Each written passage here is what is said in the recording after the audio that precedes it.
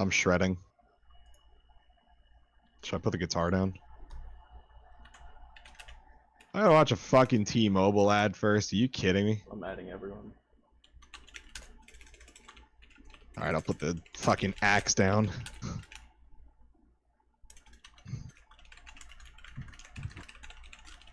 I don't need bullshit open. I might just close this. Sorry. Y'all hooligans. Alright. Oh, where's fucking... I still have chat on screen too. I'm taking that down. Taking all I have it shit. open in another window, so. Hello, Gallant, and hello, Taylor. Hi. Not that. That's Cam Link. That's important. I need that. That's me. This is what I want to take now. Okay. Alright. Oh, let me go yell at Twitter too. Where the fuck is mobile at?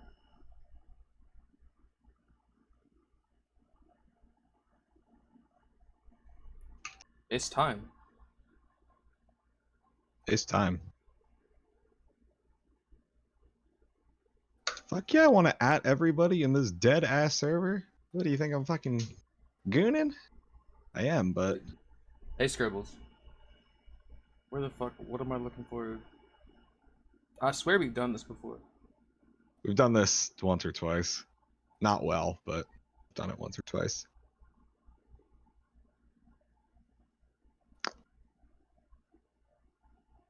Alright. Lights all up in my face. I suppose a good place to start would be Would be telling Zane to go fuck himself. I'm not gonna fall asleep. we would Piece never. of shit. I slammed an espresso. I taught the Nespresso a lesson, so we're good. I don't want to hear no shit. Oh, you can see my tummy. Nice. Fucking. Jake has the espresso machine, and let me tell you, It's fucking awesome, dude. Changed my life. We've been getting real big into making lattes. And I'm still drinking coffee at 10 o'clock. Well, I'm drinking water with the Are You Drunk coaster, so. A big fan. Anyways, the reason we're here. Hi, Nautical. The reason we're here.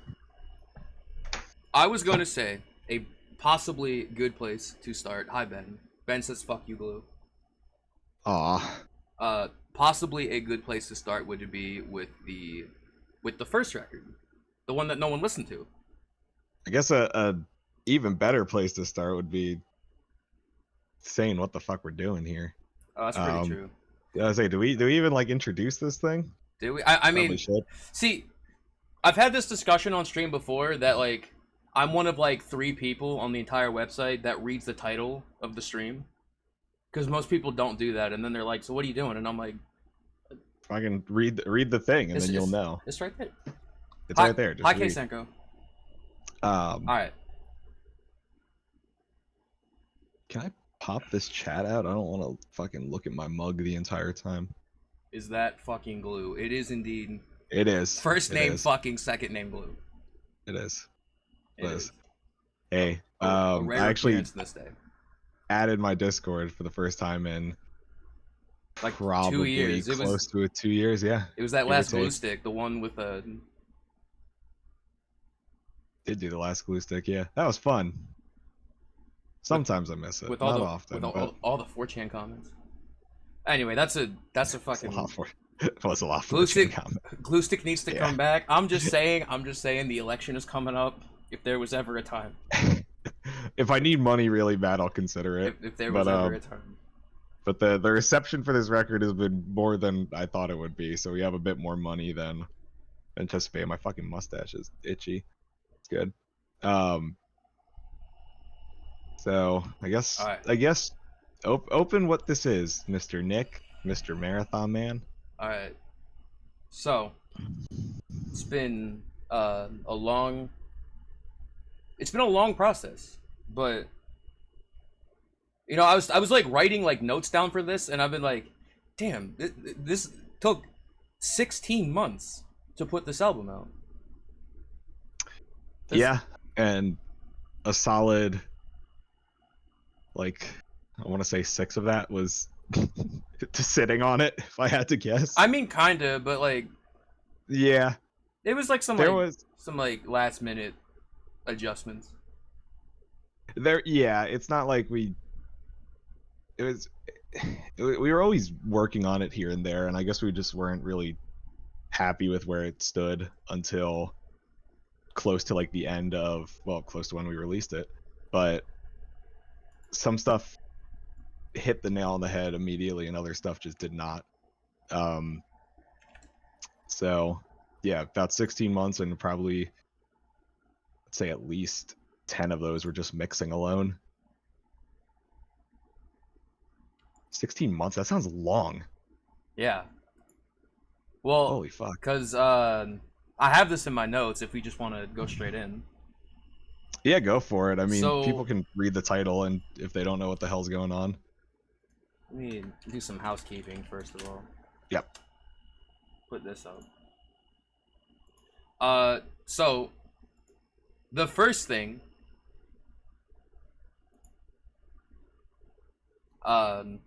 that kind of like started at least the like process of like whatever the second Femur Breaker release is going to become started with very well named Instrumental Demo 1, which I don't remember the exact date. I want to say it was May. I know it was May. I think it was May 24th. I don't know why I remember that, but May of 2023. Yeah. Was that when was that the demo to Garden of Dead Rats? Yeah. Wow, that well, if we really want to go back, it's earlier than that. I was gonna get to that, but oh, never mind then. Okay. Continue. Okay. So there was originally just the one song, and then the one song very quickly turned into a batch of 6 songs. So the original 6 songs, if you have the Spotify link, which you can, click up for, was I can give you their old names because some of them are kind of goofy, but fuck. The songs Proud, Inked by Disdain, Empty, Effigy of Embers, Garden of Dead Rats, and Damaged God were the original 6. And that sounds right. Garden of Dead Rats, Effigy of Embers, and Empty were all like, I think, written in a block. I know Garden and Effigy for sure were. I know Empty wasn't that far behind. Proud and Inked by Disdain we knew were going to be the first 2. And then what we kind of alluded to earlier is a song called Damaged God, which technically was the first of all of these songs to be written, but it was written a long time ago for a different band. Yeah, that one was, I don't want to say, see, now my memory's a bit fuzzy here, because that song, I want to say it was like early 2022. So Damaged You were definitely God still was... living in 405. That sounds right. So that must mean, now what I'm more confused about, not confused, but what I'm more not sure of is Damaged God and Proud / Inked by Disdain. Which one of those 2 is written first? Because Of those Damaged 2. God was... Yeah, I'm considering Proud and Inked by Disdain as basically one song, because it's one Cubase file, so I say fuck it, it's just one project. We knew those were going to be the first 2 songs. Yes. Yeah, those were always designed to be the first 2. But so Proud and Inked were always meant to be Femur Breaker songs, and Damaged God was originally for that other band. Which fucking, it used to be a Catharsis Theory song. You remember Catharsis Theory? Yeah, man, good times. So that just shows how old Damaged God really is. Does it still work? It was. There you go. Oh wow, it does. Holy shit! I didn't realize that was a thing anymore. It's still. I guess I still am paying the DistroKid fees for it. Fuck. That's another subscription that I gotta cancel. A hat. Just kidding. That one will stay up. Um. So yeah, those are some old ones. Um. Yeah, I guess it did start out with those six, and then it just kind of Yeah. kept making I garbage. I I think Instrumental Demo 1 I think was up for like a long time. I think that may have been pulled when Asphyxiation came out. Yes. Um. I'm literally just pulling up our Bandcamp because I should be able to. Oh no, it is. It's wiped. Holy shit. Okay, that's Yeah, funny. I know it was taken down. Which you can go listen to the song with vocals and To where it's good, and with a different name, with an actual name. was it still called Crush Syndrome back then, or was it just? It was called Crush Syndrome, yeah. Because I had just watched like a video that had mentioned what Crush Syndrome actually is, which is a fucking medical term, by the way. It like your like muscles get crushed, and the shit that's in your muscles gets in your blood, and it's really bad for your kidneys.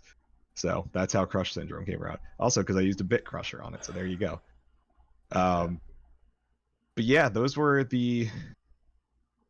I'm trying to remember like the order in which everything was written because it's kind of sporadic. I can kind of tell you what the first ones Yeah, and the last ones were. I know the last one written for the record was technically Our Words of Dissociation. that I think sounds that one about was the right. last one That written. sounds about right. Yeah, but I think once, like when Proud and Inked were written, we were still in the mentality of Femur Breaker 1, which was really fucking stupid and not really meant to be taken seriously. I mean, if you look at 106, the name of the first album, it's all they're all like 30 seconds long. They're all just like basically one I riff think only breakdown, call it a 3 day. songs go over a minute long, which I mean, it Yeah, is about that. it is basically one like 14-ish minute piece of music just index. Yeah. Another case of just putting one giant um uh Cubase file. yes, Cubase file, and then just kind of splitting it off into different things.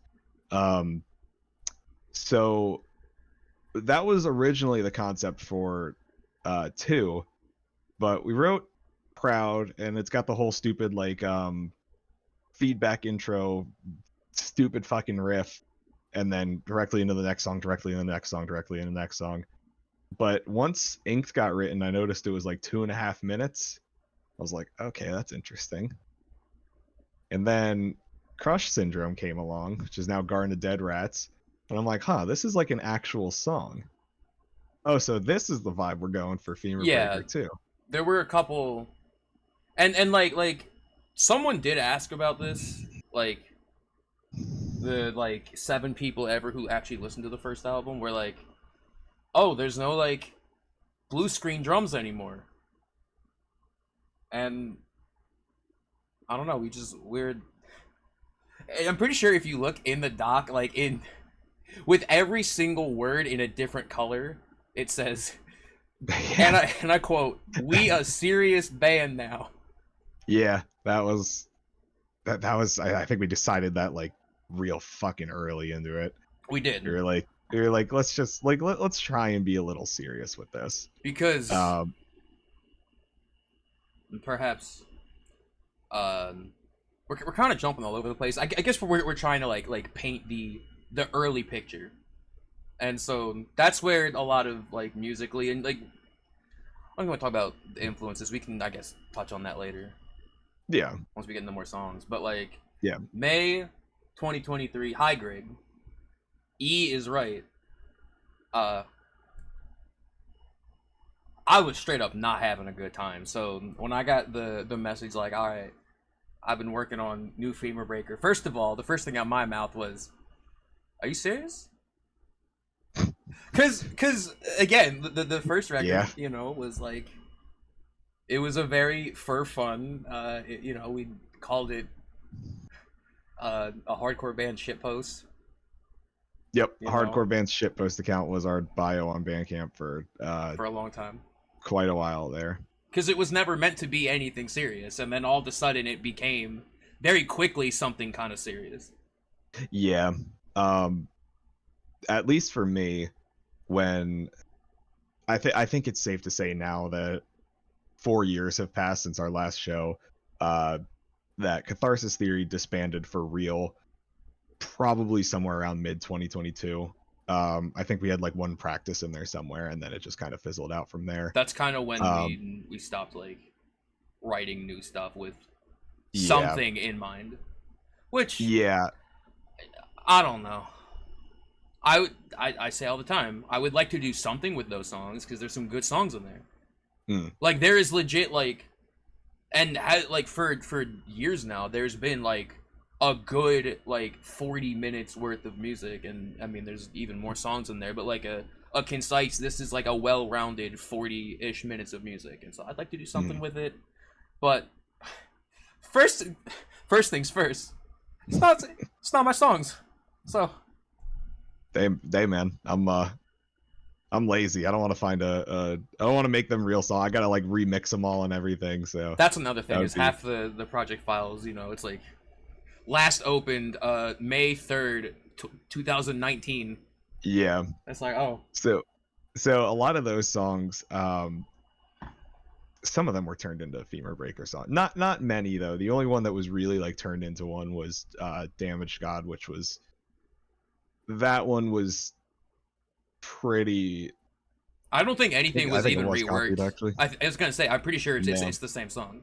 maybe like a riff here and there, but I think Damaged God was the only one that was like really just like, okay, this was a Catharsis Series There's a song. We're gonna couple make the others in Femur that Breaker folder. I'm best like, song now. Yeah. And we'll get into this more later with future yeah, plans for the band, but a lot of those riffs and a lot of those like ideas are going to be coming back one way or another. So they're not completely lost to time, but maybe one day we'll no, release that. But the point of all that was to basically say that once Catharsis Theory disbanded, there, I was basically just writing music to write music. I had no intent of ever releasing it really. So it was it was kind of just writing new shit that I kind of condensed into Femur Breaker songs or stuff that would work as a Femur Breaker record. Um,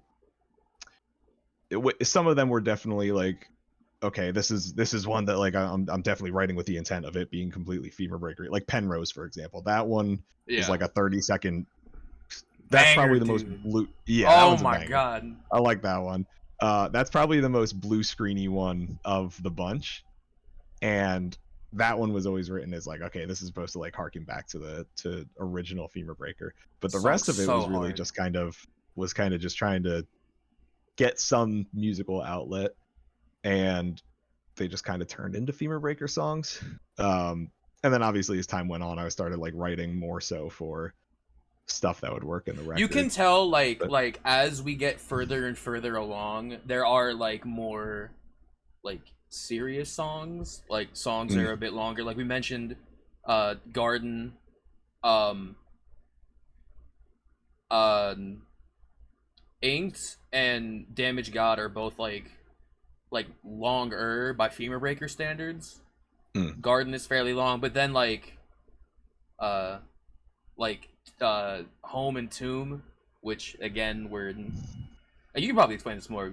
Were they written like as like one thing, or was it like, because I want to say, like, I don't know if it's just how I found them in the folder, but I want to say I found Tomb mm. first and then Home came later. I know Home became longer as it went along. Yeah, Home was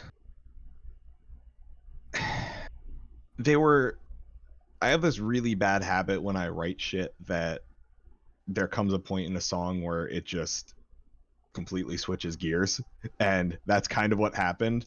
And Home was a really short section. So Home and Tomb were both one song. Home was a really short section of it, probably around a minute and a half if I had to guess, and Yeah, Tomb was this like long 4 minute ending to the album. So we just added more to Home, broke them off into two songs, although they were always kind of meant to be one song. right, um, right. so a lot of the songs you'll notice kind of either go directly together with each other. It's mostly in groups of two, like Proud and Inked, for example. That one's a twofer. Empty and Bathing, that's a twofer. uh even something like Garden and It's Gone Now are like they're all part of the same Cubase file, so Right. they're all basically one song. So a lot of the stuff does like, and like it wasn't like written with this like lyrically written with this in mind, but a lot of songs are like sectioned thematically, you know. yes, Like yep, absolutely. Proud and Inked are about the same situation. Home and Tumor about the same like sort of feeling, I guess, which is funny because they were written by two different people. Yeah, that one's fun. I think even I'm pretty sure you even said like, I think we're both trying to convey the same thing here, and so it was like, yes, yeah, okay. we figured that out as we're like tracking vocals on it. We're like, I think it was Tomb especially where we're like, no, I want to use my lyrics. No, I want to use my lyrics. And we kind of looked at them and we're like, I'll explain Tomb later. Thing. But I like they're the same concept.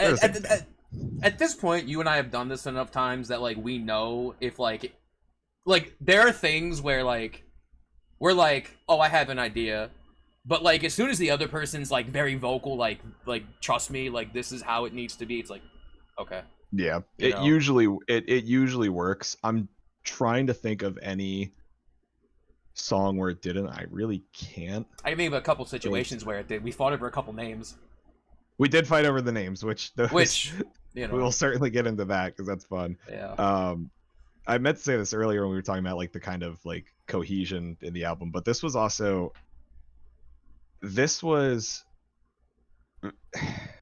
ignoring Femur Breaker 1 because it fucking sucks.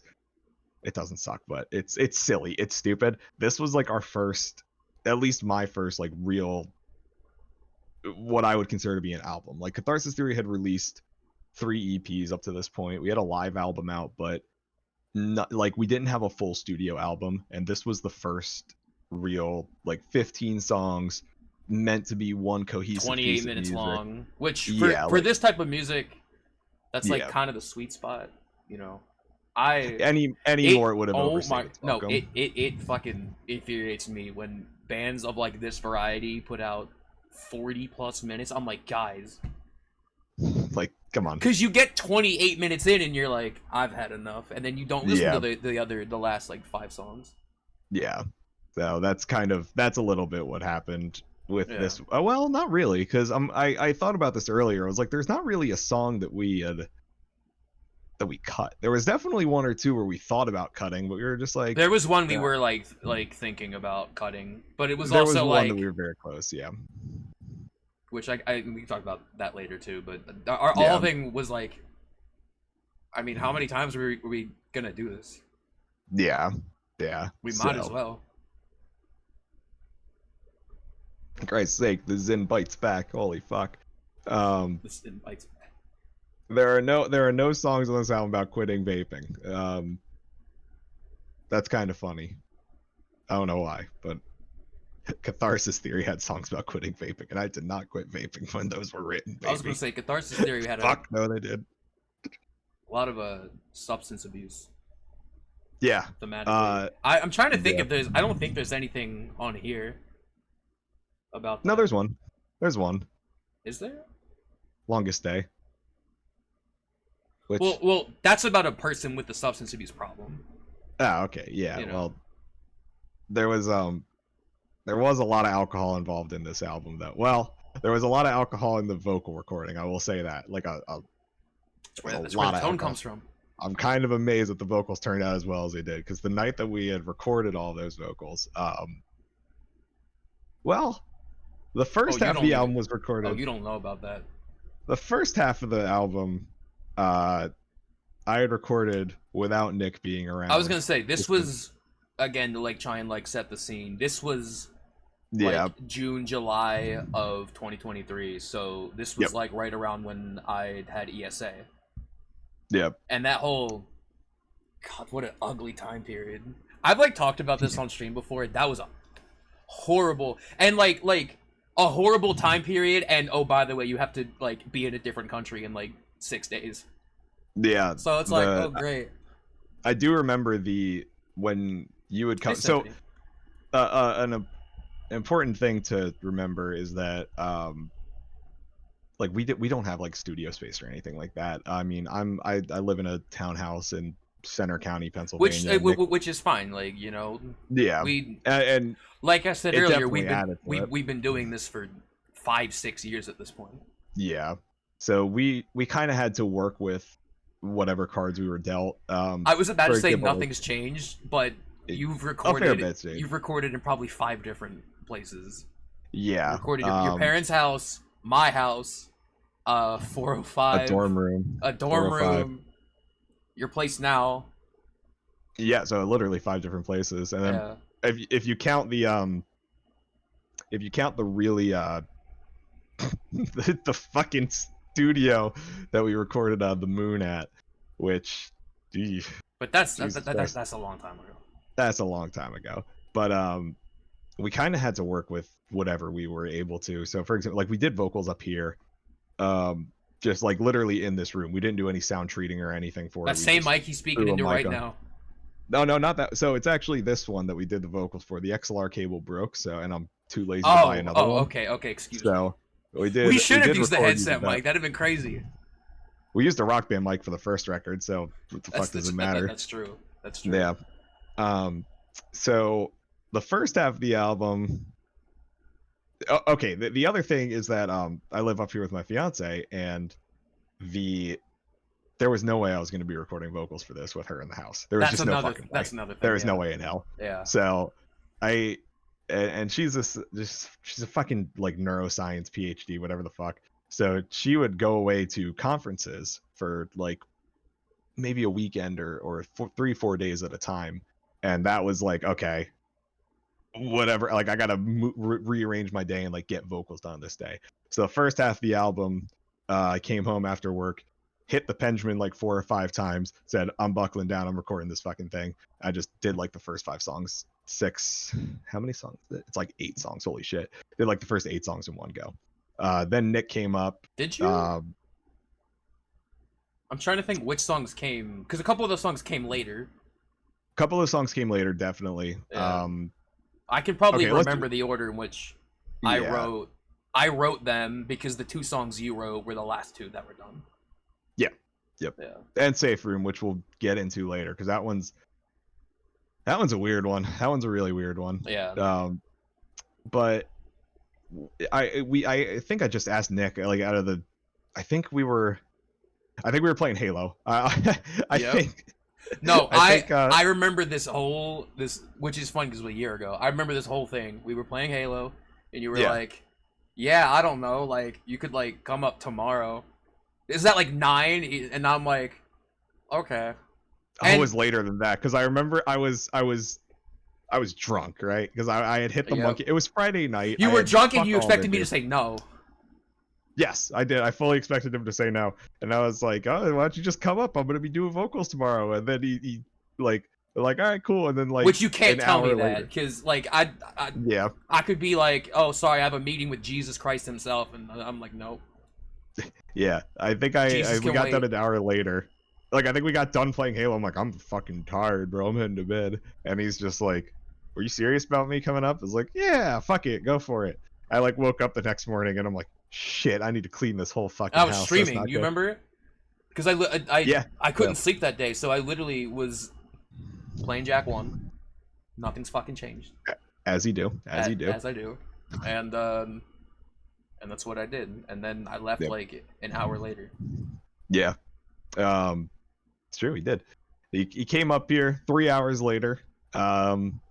He's up here and we're like, let's just buckle down. We got steaks for the grill. We got monkeys. I think we got a 12-pack of monkeys. I had like 4 of them, and I said, all right, let's do this shit. And I did. And we did that shit. So that's how it happened. In our little doc, there's actually like a lot of notes in here that were like, okay, need to re-record this, I slurred that word, I fucked up that line. Yeah, there were some funny takes, like the kind of funny takes you listen back to like a month later and you're like, what the fuck was I thinking? Yeah, the scream sounded fucking great though. That was weird though. It was like the tone sounded awesome. It was just timing. Yeah, and I'm not going to say if you're trying to record anything for your band, you should be drunk for it. That's a bad idea. No, absolutely not. Because I'm pretty sure I did try and record guitar one night. In all reality, especially not vocals. No, absolutely not. Do not do that to yourself. But it worked for the record. It was more so for, and Nick, you could take this one away. That one was like, it was more so because like I think we both kind of needed like a reset, like in life in general. It was so we were like, awful, fuck it, awful time. Yeah. So we were like, let's just get up here. We'll go through this shit. We'll play some Xbox. We'll drink some beers, and life will be good. But yeah.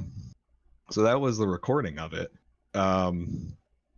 Any more recording shit? I think, I don't know if you're able to see it, but everything, the fucking disgusting mess of a room. Everything but except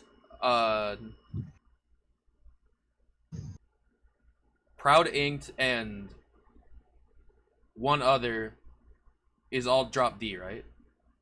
Yes, it was all drop D with that beautiful KH202 over there, which you've had forever. That's on like literally every record. That is, yes, that is on every record that we have released. It was on Catalyst? It was on Catalyst. It was not on oh no, it was on the Moon, because I forgot Impasse is drop C. But that thing was in drop C for years, and I decided to throw some like 9 through 42s on it and just play E standard for a while. And then I was like, oh fuck it, I'll just record the whole album in drop D. Yeah. So yeah. You recorded it with 9 to 42s? I think so, yeah. Wow. I'm pretty sure. Yeah. I mean, not that we're going like low or anything, but no, but it is a little interesting considering if you know the shit that I play. I mean, there's an 8-string back there, and we played a lot of Catharsis Theory material is on an 8-string. That's like one of those weird just weird like I don't even know. Why? I don't know if quirk is the right word. No, I think it is a quirk. You know? Because I mean, we were talking about this the other day where for a lot of years, and still people think this, I've kind of grown out of it, but it used to be that if you really wanted like heavy shit, you had to tune down to at least drop C. We so talked I think it about was this kind before. Of, it's the tuning low is the cheat code. Yeah, exactly. And I think it was a lot of fun trying to make heavy shit in drop D, just because it's like it doesn't come easy. Like you can't just you can't just, I mean, you start playing on like a 7-string or something, no matter what you do, as soon as you start like chugging along, it's going to sound heavy as hell. Yeah. But when we were doing this, it was like kind of, I think it was mostly out of laziness, because at first it was, my guitar happened to be in drop D at the time, and I was like, well, fuck it, let me just like write something with it. And then as it went along, that's how it happens, you know, is it's like, all right, just start riffing, and what comes out, and what came out is 15 songs. Exactly. So pretty cool. I mean, there's even an E standard song on this record, so fuck it. Like, that's what I'm thinking of. That's what I'm thinking of. Yeah. Yes, there is one song on here that is in standard tuning, which is kind of fucking wild. It's not like, you could probably guess which one it is, but it's, I guess we can. It's Safe Room. It's just Safe Room. Safe Room is in E standard. The outlier. The outlier. In more ways than one. Safe Room is certainly the outlier of the record. It's the second longest song. Yeah. Did we set the scene enough? Is it time to go song by song? I think so. All right. Then let's start going song by song, just because we've been yapping about guitar tunings and the process of making this record. But basically the context you need to know is that it was our first real cohesive album, our first real cohesive release. There was a... Okay, yeah. I got to stop there. Yeah. Because Gravemind was the first cohesive release. To an extent. It just wasn't... It was 3 songs. It was short, yeah. I mean... But, like, as far as... All right. But, like, I'll give you that. musically, visually, you know. Yeah. This one was the first one that we, like... That I, at least, like, went into thinking, I'm like, this is, like, a full LP. Like, this is like, once we got past the first 6 songs, it was, like, just keep going. And then it turned into what it turned into. Yeah.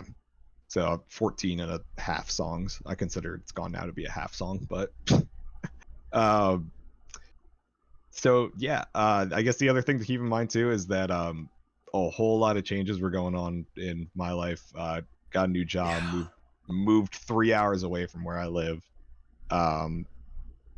and it was a whole lot of changes. So we were like, is this even gonna work? Are we gonna make it work? And we're like, yeah, fuck it, we'll make it work. And Nick took over a lot, pretty much majority lyrical duties on the album, and it shows. It shows that he wasn't very happy. I had a lot to say. Yeah, so it was cool though. It was cool. Now that it's all said and done and it's out there, so yeah. So let's start with number 1, Proud. Right. The original name for which was Cheerleader. No, was Cheerleader. It was Cheerleader. That one, I think I had called it Cheerleader because I probably was listening to Pig Destroyer at the time. I was just thinking that. The first real song on that album is called Cheerleader Corpses. And I was like, oh, first song? Yeah. And it's a grindcore record. At least at this time it was a grindcore record. Yeah, and it sounds like a Pig Destroyer song. It sounds like a Pig Destroyer song. And we're just gonna call it Cheerleader. And I believe like the goal was to make a like overture type thing. So like a lot of the, not that there's very many, but like a lot of the riffs in that song were like distributed out and repurposed, retooled for other songs. Yes. There is one in particular that I kind of call the motif for the record. Yeah. And it's a really, at the end of the song, it's a not like horribly distinct. Yeah. It's on that song. It's on. It's Gone Now. I was gonna be like, listen, and you find it. Well, no, I don't know. I mean, okay, it's Gone Now. It's in Home. Yep. Those are the only ones that like really sticks out on though. Which, first song, middle of the record, end of the record. Yeah. So I originally wanted to end the album with it, but as we're writing it, we're like, nah, we'll worry about that later. But yeah, Proud is a fun little intro song, just meant to set the tone for the whole thing.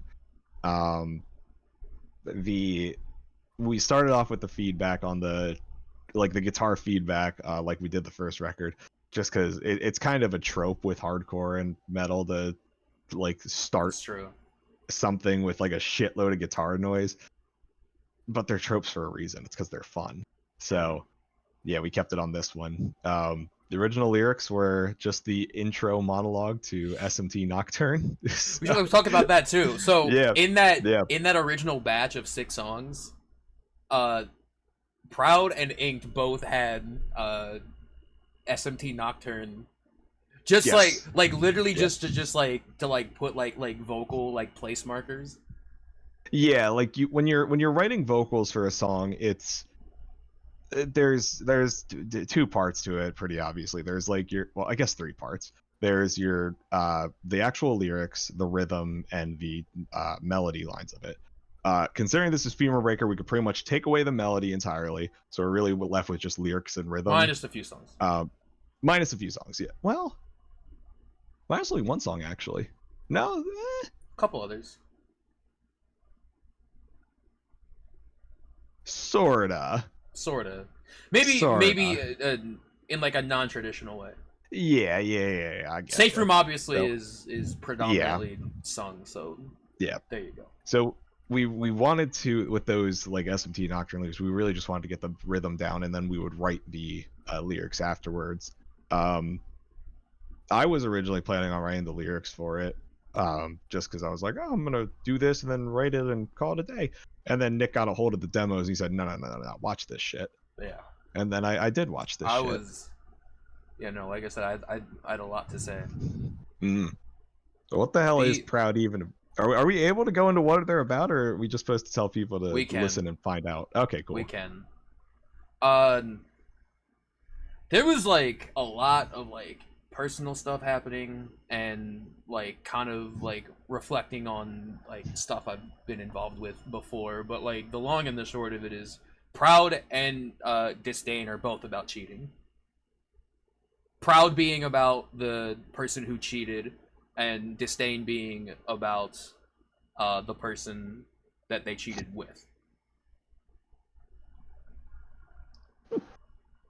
Which I'm sorry, I'm not laughing at you. I just no, no. In perfect shit post fashion, you saw me just mute my mic. I just let out the fucking nastiest fart I've let out in a month. that's him, all right. So that's what you're worried with, which is why I wasn't allowed to write any lyrics for this. Yep. So yeah. I actually didn't know that both of those were about cheating. I could kind of get that. The vibes that I got were just kind of. It's also angry. weird because like they're not really aimed at like a specific person or like specific, like they're kind of aimed at like a type of person. They were inspired by like a handful of specific people, but like it's more about like Inked for sure is like directly in relation to one person I mean, if like a bunch of people, but like one in particular that was don't like that dude. No bueno. No bueno. Especially because they were also abusive, but that's a fucking other conversation. I found that out afterward. Oh, that's great. So we just made this angry song, and we're like, well, I hope he's an asshole, and then it turns out he was an asshole. That's like one of those. I'm like I swear, like I found that out, and then listening to the song, I'm like, this sounds angrier, like to me, like you know, same thing with Garden, you know, like Garden, the fucking the name change. I'm like, why does this sound like? It's like one of those. I'm just like, oh. Garden's an angry one. Garden's an angry one. We will get to that one. We're treating Proud and I called it Depiction. That was actually. We can talk about that. Okay, let's talk about that. Okay. Yeah. Okay. Ink by Disdain was the one that we fucking fought over. So that one, we fought this and one other. We fought over the name of for a long time, which is another reason why this was delayed. What was the other one? I guess we'll get to it. The interlude. We didn't fight over that one. Well, we didn't fight over it, but there was like 10 different names, and it was like yeah, we were just confused on it for a while. Yeah. No, this one we legitimately like fucking. We were like, no, dude, you're full of shit. Like just back and forth. We were like, dude, shut up. Like, it was. There were a bunch of names that were like slapped on it, and then like a bunch, that we were like fighting over, or we were like, that's not good enough, or that's conflicting with this other thing, and then it was just called John 2 for a little bit, which is funny. Yeah.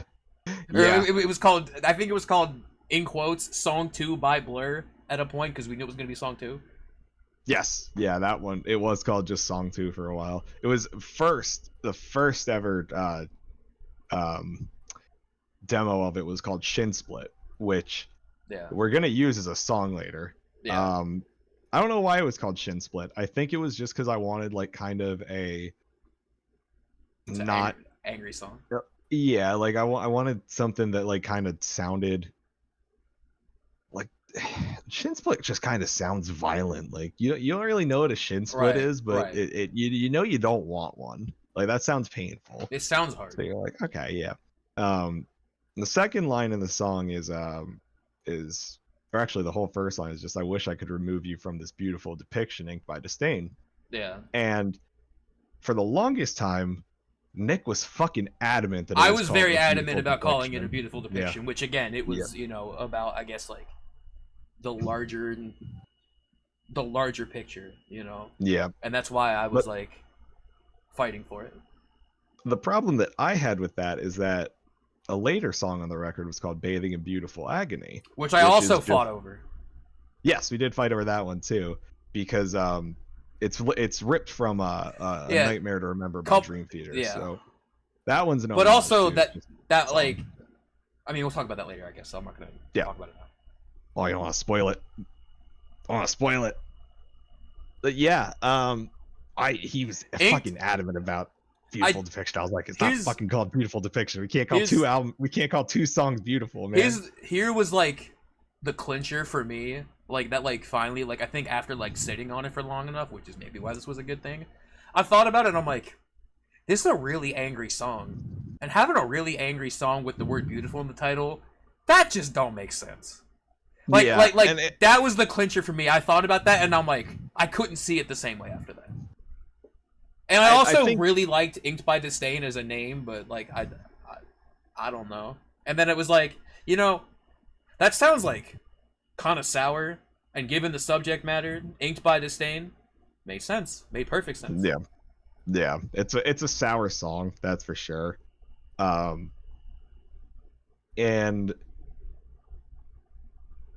I sometimes I like the juxtaposition of calling a song really pretty and it being anything but. I mean, I don't think we have any. I mean, Penrose, if you really want to call that a pretty title, I guess you could call Penrose pretty. But I mean, there is a reason that song is called that. If you read a lot of the lyrics, a lot of them do involve like juxtaposition of like, oh, this very like beautiful, like supposed to be like elegant, like sort of imagery, and then it morphed. Like Penrose is literally, the first line is, we're jumping ahead again, but the first line is literally a bouquet of flowers hand woven with the flesh of man. Yeah. You know, so it's like, that's not good. That's not good. You don't want flowers with human flesh. That's very messy. Right. It's gonna cause them. It's gonna be messy. You don't want to mess like that. Yeah. But yeah, those are the first two songs on the record. I don't really. I forget if I planned. I'm like, I knew that. Obviously, we knew the songs were gonna go together. I don't distinctly remember being like I think it just worked, but I probably had it like subconsciously in my head, like, okay, they have to be like connected somehow. Yeah. Which, you know, I think it was so easy to write both of these that it just like came out. Yeah. You know. That one's also, that one's fun just because it's fucking. That one was a screamy one. That one was aggressive. That one was that made my throat hurt a little bit. Yeah, those two were fun. The ending of Ink by Disdain was fun because we sat on that one for a while. Yeah. Because on the record, it's kind of like this weird, just kind of, I just shit my pants all over my guitar and I'm just slamming the strings type of thing to end it. With the Nocturne menu music in there in the background, which was originally just meant to be a funny, silly little haha gag, and then we're like listening to her, like, we had a different ending for a little bit, and we were like, oh, man, bring the old one back. Yeah, we had, I think it was maybe like 2 or 3 days we had a different ending for it, and this was like probably a month or two ago, so it was like close to the witching hour right for this. Yeah, no, and we were like, yeah, it was it was like the guitars just kind of like play a long note and it just kind of like they keep going and then eventually ramp back up, and then the drum fill from Arson would eventually like kind of pick up in tempo and then it would lead right into it, but we played with it and it just didn't work. But that's a fucking amazing segue into the next song on the record. Did you see that? That was smart. Like, I'm not going to do that again. But... Do you want to know what's crazy? Sure. Do you know Arson is the most listened to song on Spotify? No, the fuck it's not. Yes, it is. No, it's not, dude. You're fucking with me. I'm pulling up Spotify for artists. I don't believe you. That's what, if you go to search Femur Breaker on Spotify, it's the top list. Holy shit, it is. Yeah. That's funny. I don't. And you were saying earlier, like, I forget which song was the closest to 106. This song is the closest to 106. Yes, absolutely. Arson was actually kind of meant to be. I really did like the idea of having some parallels to the original album, with song 3 being just bullshit fast and really stupid. And Arson definitely fits the bill. It starts off with this fucking wild drum fill, goes directly into blast beats. Got some weird vocalization going on there. You got the lows and then the high to accent every little measure of it. And then it's just fucking, it's pedal to the metal all the way through until you get a nice little clean chord and then the final breakdown. Arson's probably one of my favorites on the record. Arson, this one like really grew on me. Arson is, yeah, it grew on me so much, and yeah. It's really funny because Arson was like the one song I was like dreading, like, do we have to write lyrics for this? Because it's like, it's so fast. I'm like, what the fuck do we do with like placement and vocal patterns and like so a lot of these songs I would listen to and I'd be like I know like right away like this is like what the music is making me think of, and I know like how to like pull all that out. Arson, I was like, what the fuck do I write about? Yeah, I was like, that one was fun. But here's the thing. Here's the funny part. Other than coincidentally, maybe Empty maybe, and Penrose maybe just because it's so short. Yeah. I think this might have been the easiest song to write. And it's funny because I was dreading it for so long, and I remember distinctly, I won't go into details, but there was one thing that happened.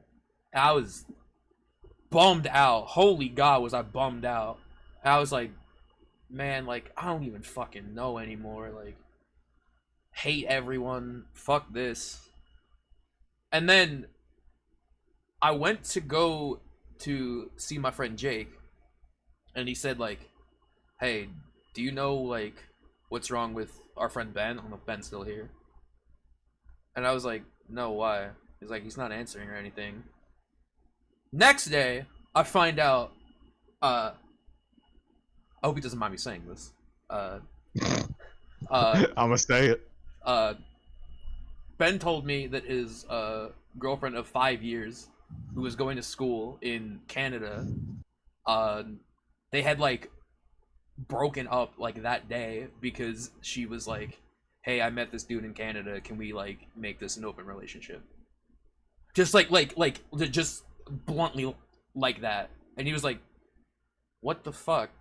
And so I heard that and coupled that with the other shit, and then like I was like, dude, people are the fucking worst. Like, honest to God, fucking this person's bullshit and this person's bullshit and this person's bullshit. And I said, you know what? Like, it literally like came to me. I was like, dude, I'm gonna write a song. I'm gonna write something fucking like a lot of these songs are like angry, but like this song, like I was like, this isn't gonna be just angry. This is gonna be pissed. This is like one of two like I want you dead type songs, you know, like to be exaggerated. So, and like even the line "arson among statues," I was like, I'm gonna write a song about burning a building down with a bunch of people I don't like in it. And that was and I was like, okay, like, and literally everything in that song, like I probably spent 20 minutes on it. Yeah, that one came even for the vocals. That one came together pretty easily. I think we might have changed the vocals and the ending breakdown like a little bit to fit better. I think so, but like it's like 98% intact. Yeah, definitely. The original title for it is funny considering what it turned into.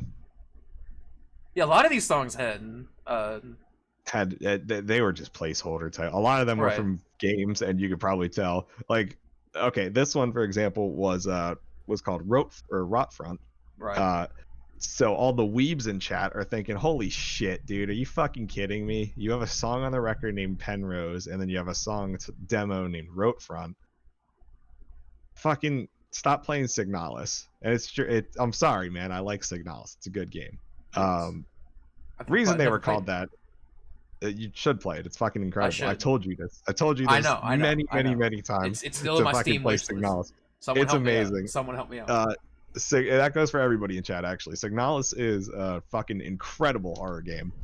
Um, easily a top 10 game ever for me, which is hilarious considering not many games that I've recently played have broken that. There is one. Well, no, I'm looking at the list right now. Never mind. I take that back. There's one that I played after this record was written, which you bet your ass that one's getting referenced a lot on something else. But yeah, that's where Arson came from. Is just we knew it was fast, and Nick decided it was time to get fucking pissed off with this one. So he said, "Fucking A, let's make it pissed off." So we did.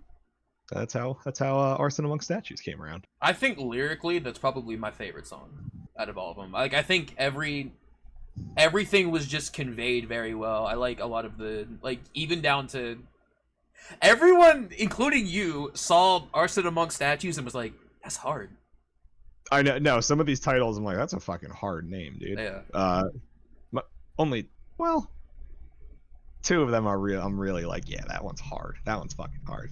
Arson being one of them. The other one is the last song we named on the record, which is funny because it's the first one that we wrote for the record. So I have no segue for this one, but shall we move on, or we have more to say about I love the synchronized Arson? Deftone shirts. He had his on, and I was like, "Is it Deftone Shirt Friday?" I said, "Okay."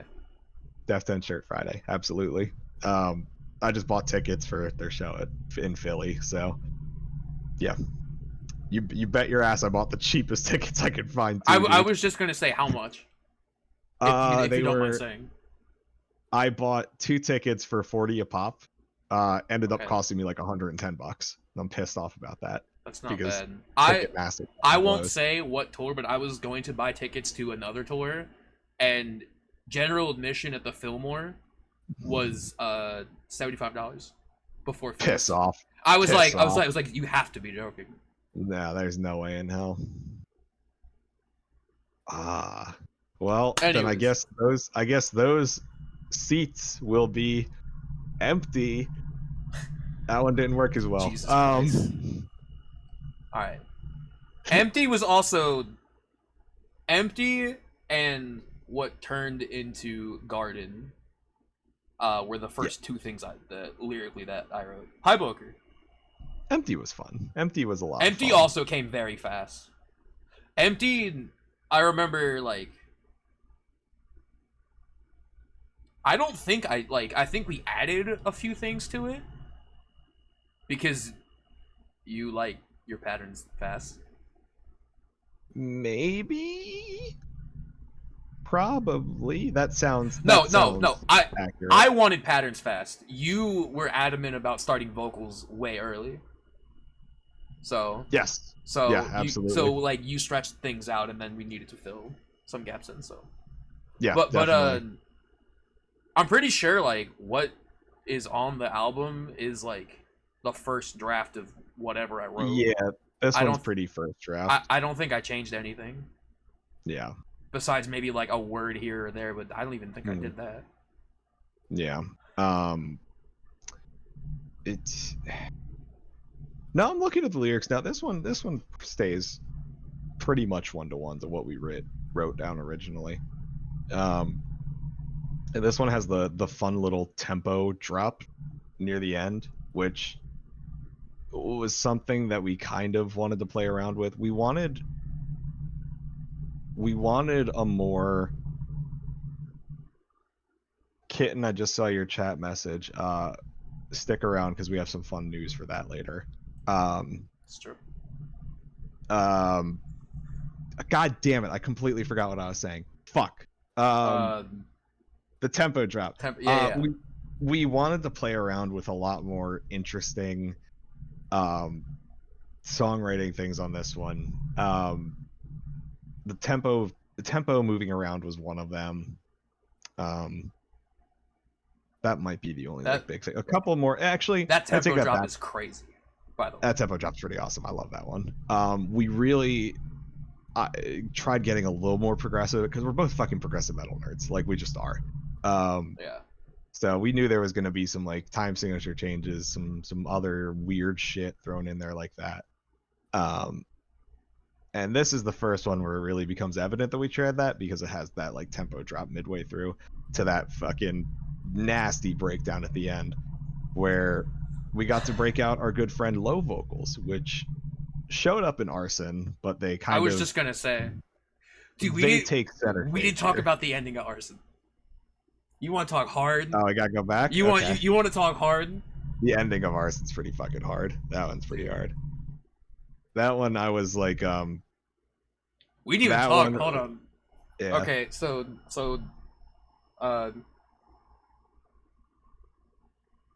yeah, lyrics are hard. Dream Theater reference in the middle of the hard lyrics. Very happy That's about true. that. True. It does say the glass prison. Yeah. Which, I mean, like I said, it was about like a lot of people that I don't like, and including a few people that. This is funny because perhaps later on, they were maybe right, but there was a period of time where a few people like falsely labeled me an alcoholic, even though like that wasn't true, and it was because they wanted leverage, and so I thought the glass prison tie-in seemed to punctuate that very well. Yeah. Yeah, that was the first instance of like really low vocal, which was a fucking bitch to figure out, because the technique for like all the high screamy shit that was in this is kind of Rip a really jeeb. simple. Rip a jeeb, and then just kind of like close your throat. The lows were a fucking pain in the ass, because when you do when you use that method, it all comes out as high no matter what you do. So you kind of have to like change how your mouth is, basically make it look like you're sucking a dick, and it'll work perfectly fine. His words. So yeah, that, hey man, what can I say? If it looks like you're blowing a fat wiener, you probably got some lows in there. Here he goes. That's the best way I can describe it. Anyway, back to empty.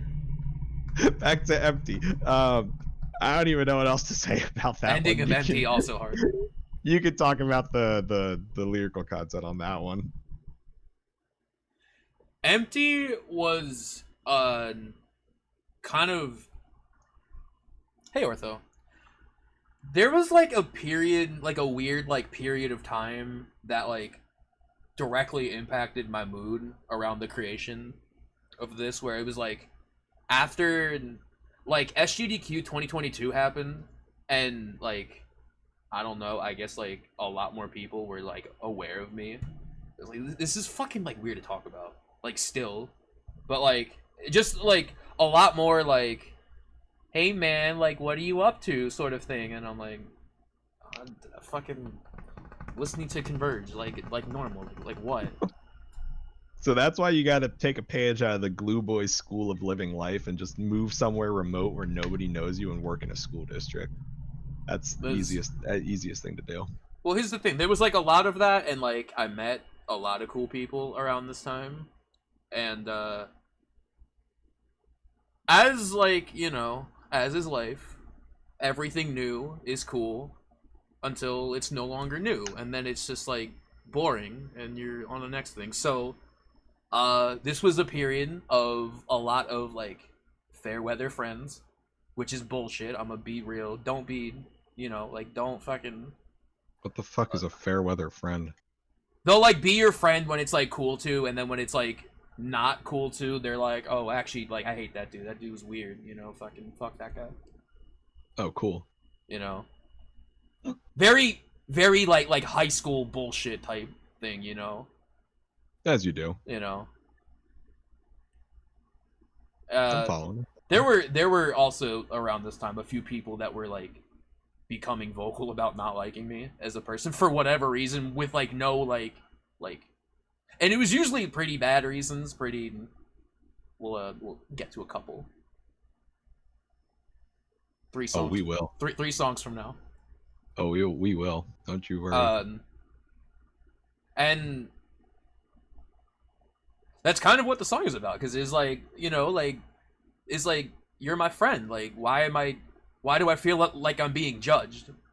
You know, like it's one of those things. It's like okay, what'd you do today? I played Ratchet 1 and I listened to Morbid Angel. Okay, that's all I fucking have ever done. You know, like and now like what? Now I'm being judged for it. Like, but you were like that was cool like a month ago, and now it's like, what the fuck is he doing? It's like I haven't fucking changed anything.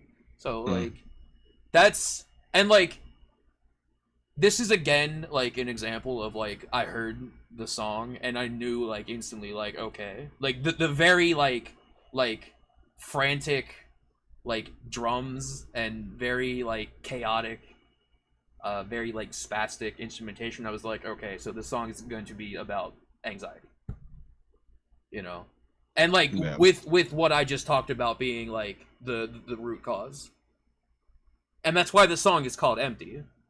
That actually is because we didn't have a name for it, and I saw that word stuck out to me, and I was like, well, Emperor have a song called Empty.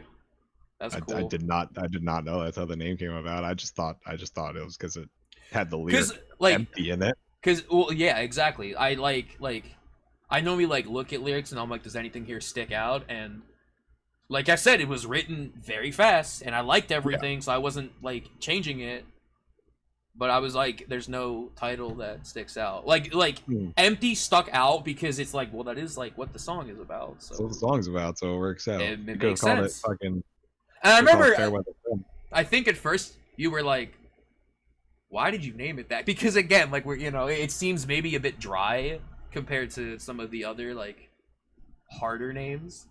You know, I think I definitely mentioned that too. I definitely said at one point, I was like, it's we can come up with something better. But we didn't, and that's okay because I think it works. I think it works too. I was clicking outside, so if I like trailed off mid sentence, it's because I was fucking around with something. Hi Scramsy, by the way, if I didn't say hi. Should we get into the second Dream Theater reference of the album? I think so. So right. so we kind of touched upon this earlier, but I think Bathing in Beautiful Agony was like that name was like slapped on like for whatever, and yep. This one I actually can't talk about because it's like too personal. But that is kind of what the song is about, and it's about taking it back. And it does like kind of relate a bit to what the last song was about. I guess maybe the like being judged by friends sort of thing, but in like a weird weird sort of way. Yeah, I had no idea what an embolus was until I saw the lyric, and I'm like, what the fuck is that? I need to be honest. I think like I wrote something down and I was like, this just not good enough. Like it doesn't fit. So I think I searched. In fact, I don't remember what it is. Hold on. I think it's like an embolus is a detached mess that can travel through the bloodstream and block blood vessels. So you don't want one. Yeah. But now that I learned what it is, I don't know if it necessarily fits with the song, but it does. That's or with the line. I mean, excuse me. Does it? I'm starting to wonder if it's because I didn't want like another, because I think Penrose may have come first, and so I already had like rip the veins one by one, and I was like, well, I can't use that word twice. Yeah. So we picked embolus instead. Yeah. It does the inversion of what Empty does, where it slows down in tempo. Instead, this one speeds up in tempo at the end. And that one was a lot of fun. This song's fast. Yeah, this song starts off fast and then it gets faster by the end. That is something like I was thinking about. I think in general, the biggest difference between this and 106 is, that there's still some fast parts, but the fast parts aren't blue screens. Yes. And a lot more slower like songs in general, like a lot of songs with more I think one of the main things we tried going for on this one is, and I'll be honest, I don't really, and Nick's gonna be like, come on, don't be a pussy, but I really don't plan on playing any of these songs live. It would have to be like a fucking, I'd have to get paid a lot of money to do that. Like if somebody was like, here's a gazillion dollars to play through, if somebody Venmos me at I almost dropped your Venmo. Oh shit, yeah, at me, play this shit, I would say, okay, we could maybe make that work. But like there's no real, I'm at a point in my life now where I don't want to really play a live show again. It was really cool when I was, the point in his life is called getting married. Yes, exactly. The point of my yeah, the point of my life now is like, because I would have to like take off work, I would have to practice, I would have to fucking load my shit up into my car, I have to drive far away. It's like, man, when I was younger that was really cool, but nowadays I don't know. It's just like yeah, I still love playing music. Don't get me wrong. I just fucking bought a dream guitar of mine, and it's like I just, I don't know. It's just not my thing. But the point is, from all of that, is that if we were ever to play a live show for this, we would want it to be realistically playable. And that was a big mentality for a lot of the album. Hey-o. The only real big exceptions to that rule would be probably the ending of Bathing and the Gravity Blasts in Arson, both of which are, I would say, are doable if you try really hard. I've been trying. I've been meaning to post some like Gravity Blast progress. So I've been working on it. I had to make sure I didn't shit myself there. That buffalo chicken dip, man, it's coming back to haunt me. Oh boy. Jake and I are making some on Sunday. That's aside. Dude, I just learned how, like, I just had a fucking okay, to put it in perspective of where I am in my life right now. We finally broke open the Instapot that's been sitting on our kitchen floor in the box for the last year now, and I've been making some fucking killer buffalo chicken dip in there, man. It's fucking delicious. You got to get your mom's pulled pork recipe. Holy fuck, dude! I think you are the only person that loves that pulled pork. Like, let me. Okay. Like any Zametti household function, there's two things. There's the pulled pork and there's the gas pasta. Now y'all know me. I'm skipping column B altogether, and that's fine because most people are skipping column A, so it works out. The gas pasta is, me and Nick were at a wedding not too long ago, and my parents' wedding gift to the bride and the groom was a fucking huge tub of the gas pasta, right? You don't need to know what the gas pasta is. You just need to know that it's fucking gas, right? You can figure it out. You guys are smart. You guys are smart. You can figure it out. I brought that tub to D&D, and that tub was gone like within half an hour. Because this is something that like me and the groom fucking ate since we were like 10 years old. I should point out too that like this wedding was for it was for Nick H, who was the other guitarist of Catharsis Theory. I saw Nick H today. Holy shit, really? Yeah. Oh yeah, that's right. He did text me. I gave him his GoPro back after 4.5 years. That's fucking funny. He's like, yo, yeah, he texted me earlier. He's like, yo, I took the 4x12 back from Nick's place. Just if you want it back, just say the word. And I was like, the Behringer? You could. I was just gonna let that rot down there, dude. No, that's all yours. The Behringer's mine. Oh shit! The one with the foam around it, or the felt. I think that thing was like $30 from Cash Converters, man. That thing was a piece of shit when we bought it. The MSI, I think, is the one you're thinking of. That's the one that he took home. That's his. No, it's not. That one's mine. That motherfucker. Is it? Oh. That son of a bitch. Man. Anyways. Whatever. I still have a PV cab at home, which I probably will sell. But yeah. I completely forget what we were talking about. Bathing in Beautiful Agony. It's a good song. I like it. Moving on to Penrose. It's fun to play. Speaking of fun to play, Penrose. This is the stupidest song on the record. I will die on the hill. Penrose is the collective hardest 34 seconds. Yeah, this one's rough. Really fast vocals, really fun. I don't think syncopation's the right word, but it might be. Or the vocals and the drums and the guitar and everything is just bam, bam, bam, hey, Billy. And that's just how the song ends. So it's pretty beautiful. I like that one a lot. I don't have much to say about that one. That one, I'll be honest, I wrote in like 10-20 minutes. It's a 34-second song. It's a 34-second It's the hardest 3 riffs ever written. I don't think we've ever had an Infinite Annihilator comparison. You did tell me this, Billy. I remember. That's cool though. I never thought of it like that. You totally should listen to the whole album because it's all right. It's okay. Arson makes me think of Nile.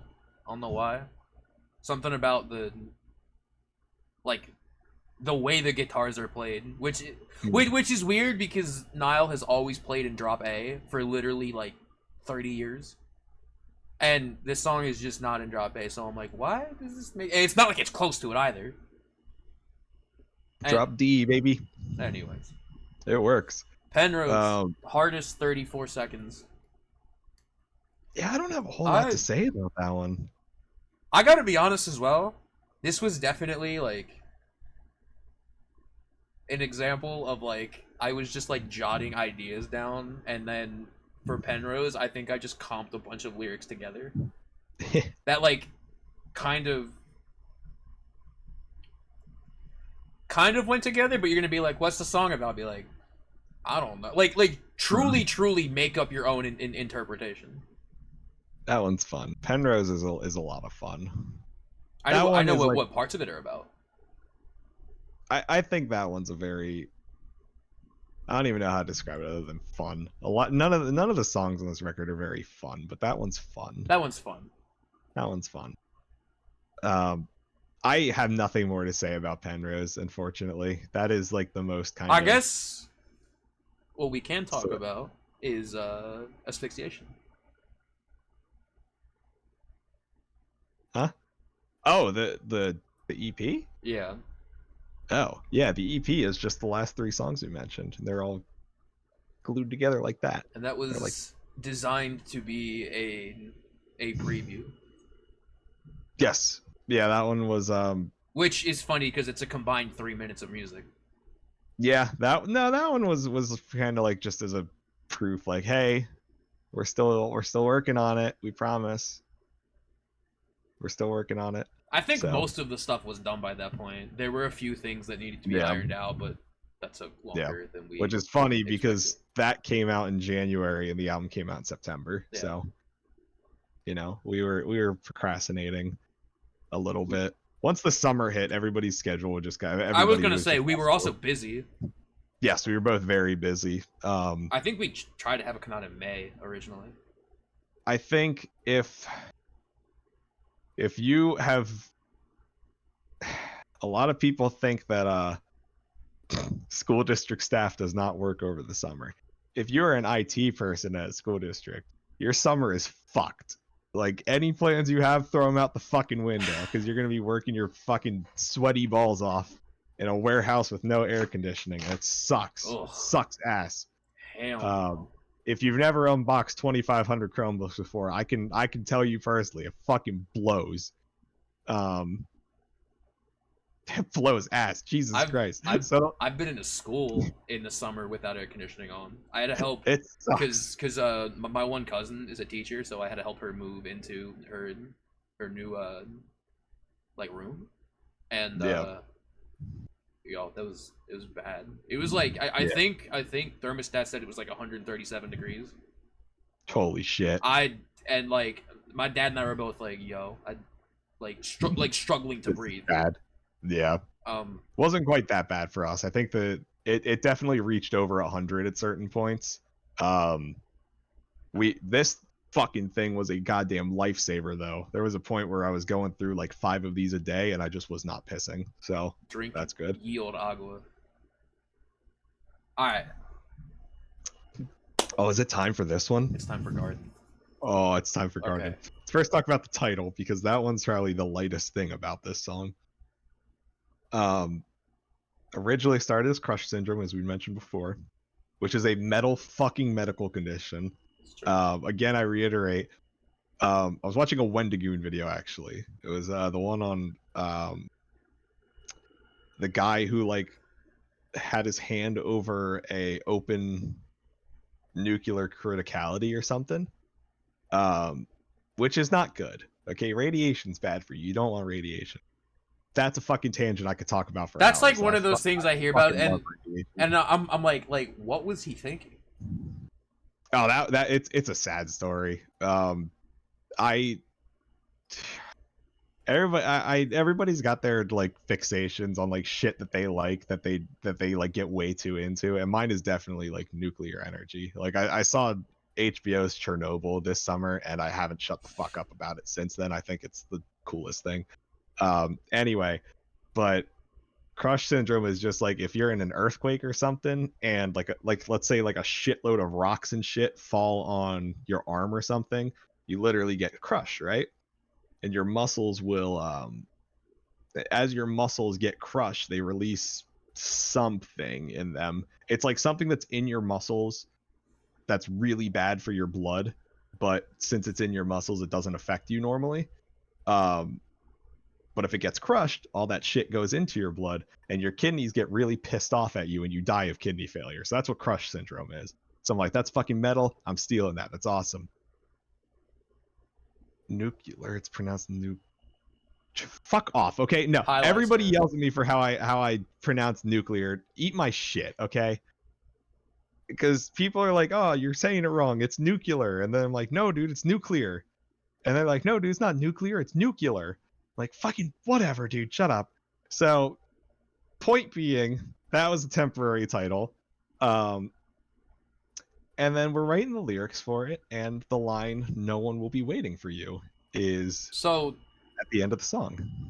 There was originally, I'm gonna call it like 2 halves of the song lyrically. The second half was very like blunt and to the point, and the second half was written about a very specific person. But the top part was all written. It was like just it was kind of like Arson, where it was just a bunch of just like different people and a bunch of like, you know, just like different emotions coming out or whatever. And then one day, I looked at it and I went, "This all sucks." So did a backspace on like 3 paragraphs. And decided to make the whole song about the one person. Now, as we said, yo, fuck this guy, honestly. Holy God. I actually, you know who I'm talking about. I can't talk. Oh, I know exactly who you're talking about. We can't. I can't talk. Can't say a name. I can't say a name, and I can't say what, but actual like piece of shit. There's a reason the title refers to him as a dead rat. But yeah. It literally just based on like all he had done. The last line was originally just "No one will be there for you," meaning like I don't care what happens to you. Like none of your friends or whatever are defending you in any way. Yeah. Like, don't look to us, because we will not be there. And then that got modified a little bit, and I guess like I felt so strongly like that was like the statement of the song. So I was like, okay. And that sat for like forever. Hey Miggle. Yeah. Um, yeah, I mean, until it was brought to my attention that that title, perhaps without all of that context, and maybe even with it still, depending on who you ask, was a bit try hard. We talked about like that name's hard and that name's hard and we looked at it, we're like, that's kind of lame. I think like if you don't understand the context, I think it like probably feels a bit lukewarm. Yeah. Especially when you look at the and every time I look at the lyrics for this one, I'm reminded how also some of my favorite lyrics. Like I said, I literally backspaced like 3 paragraphs, and then what I wrote instead, I was like, man. Yeah. I mean, it's blunt. It's to the point. You're all good, Miguel. The lyrics are drop fucking dead, you coward. That's the part I kept. I was like, okay. Yeah. Yeah, that one's it's mean. It's not happy. Yeah. And I would like to reiterate that this guy fucking sucks. He sucked before he did one particular act. Me being me, like I'll be the first to admit. I don't know. Maybe I'm a bit too quick to like let things go, let certain behaviors go. How I sum it up is people sometimes act a certain way, and I just go, that's just kind of how they are, like whatever. Everyone's got like weird things about them or whatever. It's just people. Yeah. Now, then they started acting a certain way, and then they started doing certain things, and hell no. And then they talked to a 16-year-old. There you go. Okay. There it is. There you go. I just dropped it. There you go. Was I not supposed to do that? Sorry. Fuck this guy. No, he sucks. Fuck him. That was Yeah. This was all written like I think like 2 or 3 days after we found this out, by the way. So that was very at the forefront of Yep. Absolutely. Like I said, y'all ugly period in time. Yeah. So that one's mean.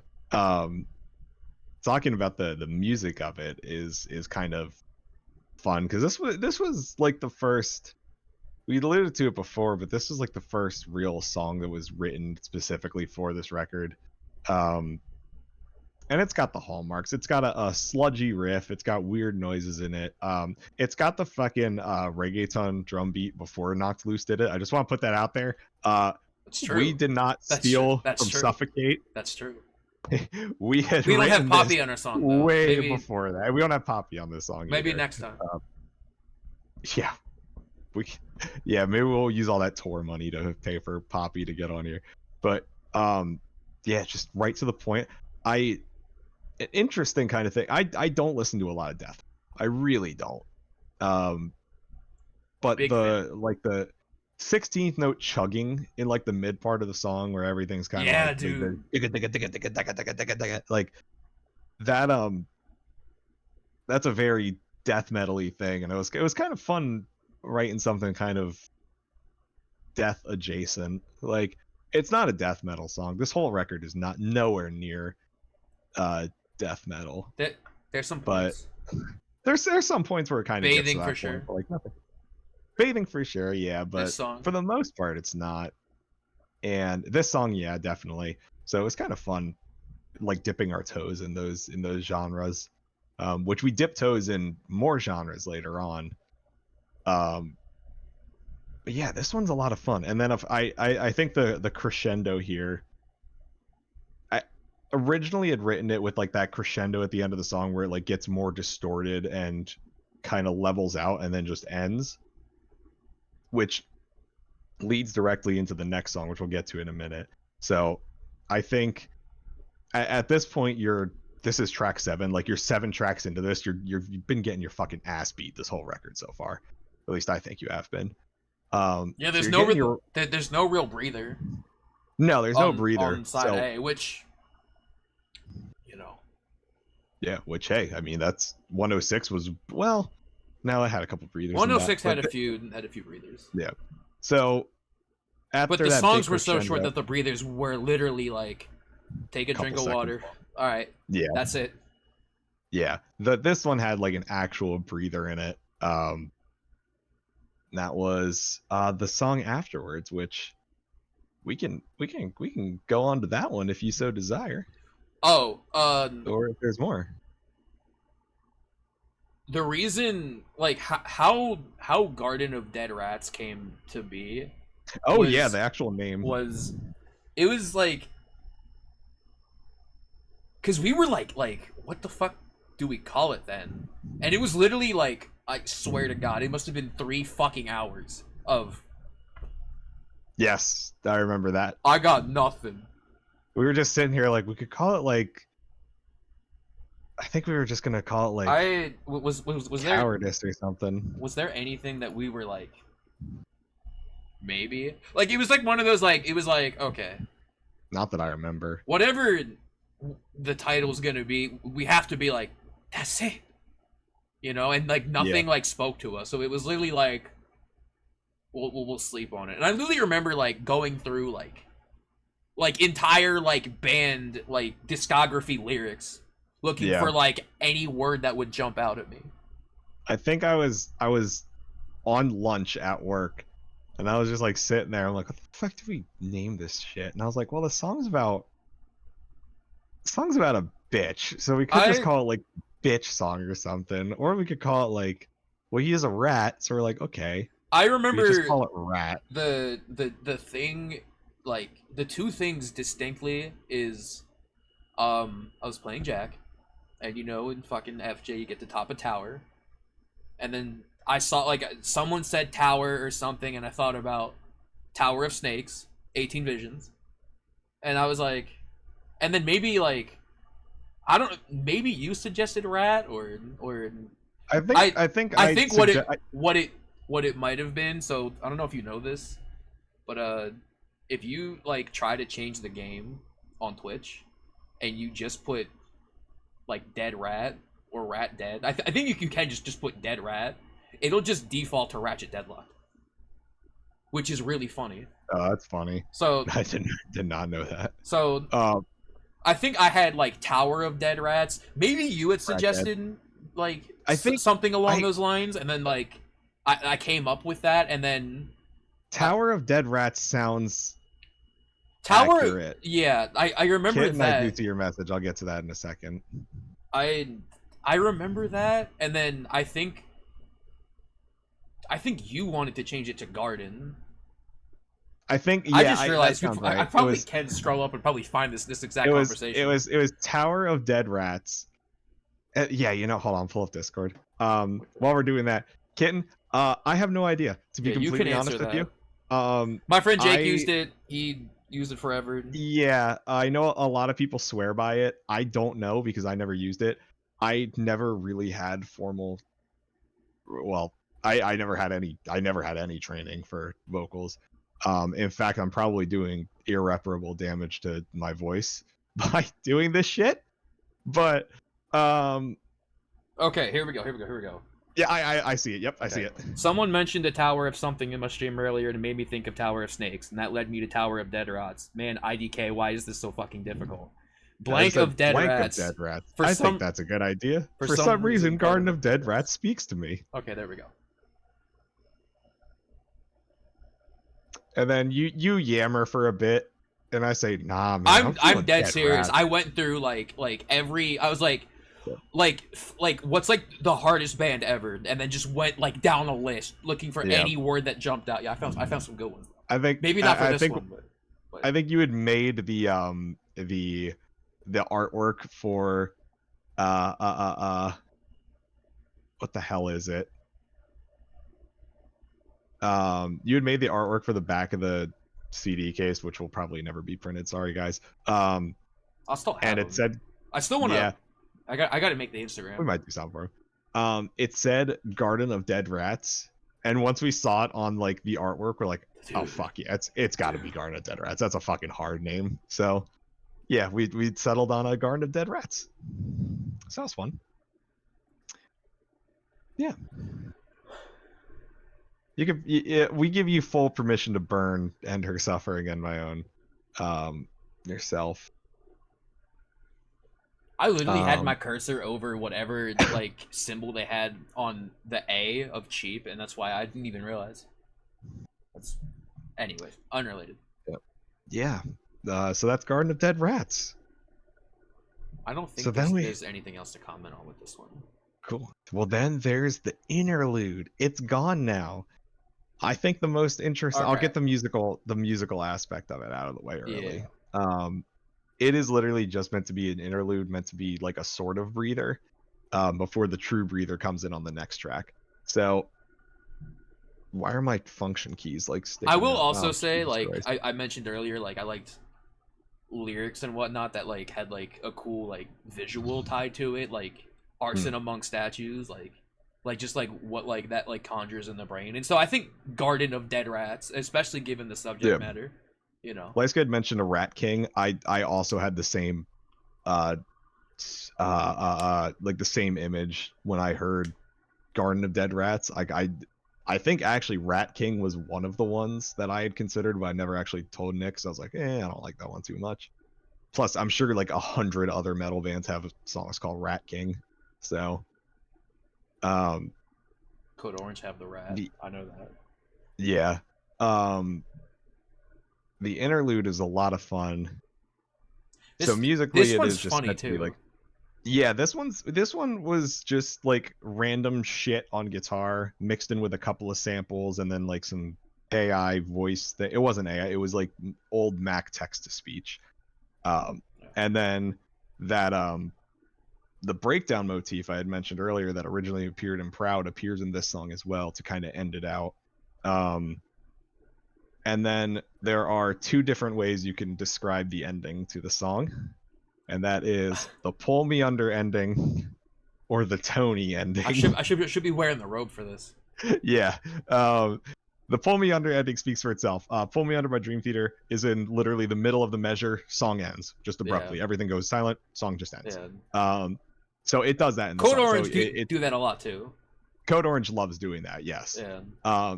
So mid breakdown, the song just ends. Yeah. It's just over. Like like everything mutes. That's it. I call it the Tony ending because it is a reference to our big boy Tony Soprano. And spoilers for those uninitiated, you gotta be fucking stupid if you don't know the ending to the show already. But it just ends. Like they're eating dinner. He eats an onion ring. He looks up, and then the screen just goes black, and there's nothing. And that's how the show ends. It just goes black, stays there for like 10 seconds, and then the credits start to roll.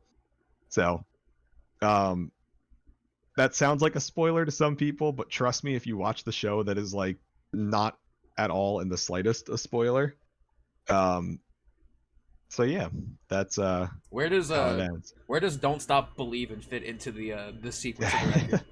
we could try. At some point, maybe Don't Stop Believin' shows up. But the original name for it was not It's Gone Now. This was another one. I was gonna say this is funny. Like this is like really funny. Yep. So yes, couple things to comment on. I believe originally it was lyrics I had written to Effigy, and like that sounds right.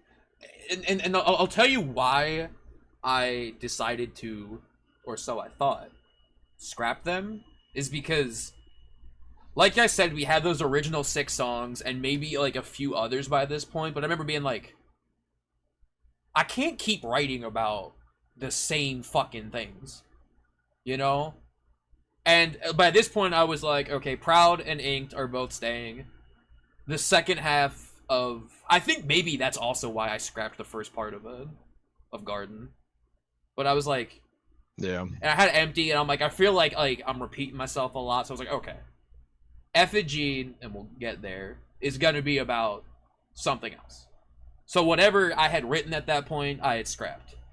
Until apparently, I get told by the guy on the other side of the screen that he repurposed them. So like the like weird like, you said it's some like old like text to speech thing. Yes. That was the section of lyrics that I had written, and Yep.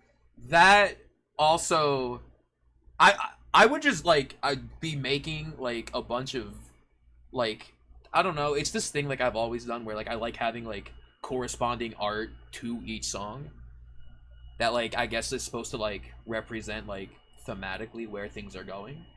You know, I've done that for I did that for all the stuff on Gravemind. I know that. Yep. Some broadening stuff like 1,000 years ago. Mm. But I'd also just like make like weird like things, especially if I was like you know when you're like working on something and you're like oh like more, and so like I just made this like this one with like a bunch of like just like collaging a bunch of stuff that we had already like been using and whatnot, and I don't know, I was in the fucking the Silent Hill bag. So yeah.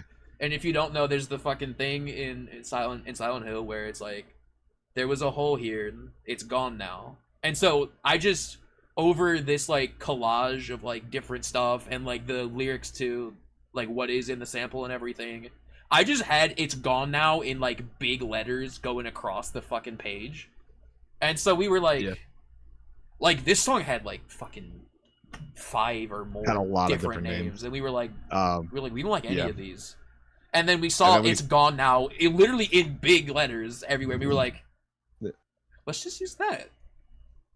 I think one of us definitely said like something like, why don't we just say "it's gone now," and then we like type it out in the track list and we're like, fuck, that kind of works actually. Because like given even like on thematically given like everything thematically it made sense. Yes, given it makes sense. Given the next song made sense. Yes, given a lot of stuff on the album, I think "it's gone now" is a very good thematic placement for it. And it went through so many different name variations. We were originally just going to call it "End Her Suffering and My Own." Yeah, I know. Which "Heaven Dies in Her Embrace" was one. That's one of the lyrics. Yeah.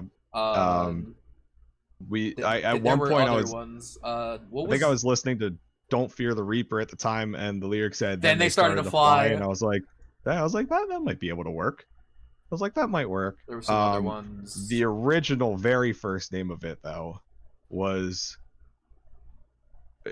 interesting. I think it might have. It was "Precious Little Princess." It was "Precious Little Princess," and the reason it's called that, there is a good reason for that. Yeah. A game that none of you will ever own because it's like $400 fucking dollars. A game that I owned at one point. I know a couple people sold it who watch the stream have played it. Yeah. It's not that great of a game, but the game Haunting Ground for the PS2. Which I would like to remind everybody I had a copy of, and I sold it when I was like 16 for $70, probably to buy some fucking weed with, and I will never ever live that down. Yeah. Just the disc goes for like $300. I mean, at least you got $70 for. I can tell you about Baldur's Gate 2 and fucking shit I sold for actual fucking peanuts. That'll be for another stream because it's 11:50 and I want to go to bed sometime this night. Yeah. Yeah. So in the game, one of the and this is something that like I've noticed a lot of people when they hear this song, it's like the first thing they pull out of it. They're like, what the fuck is that in the background there? And it is one of the pursuers in the game.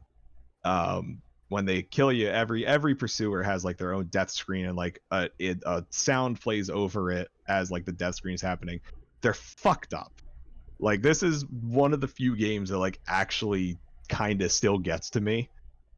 And it's this one where she like you can hear her like kind of ripping apart your main character, and it's not nice things are implied to happen, and she's like having this weird moany maniacal laughter kind of shit going on. It's fucked up. If you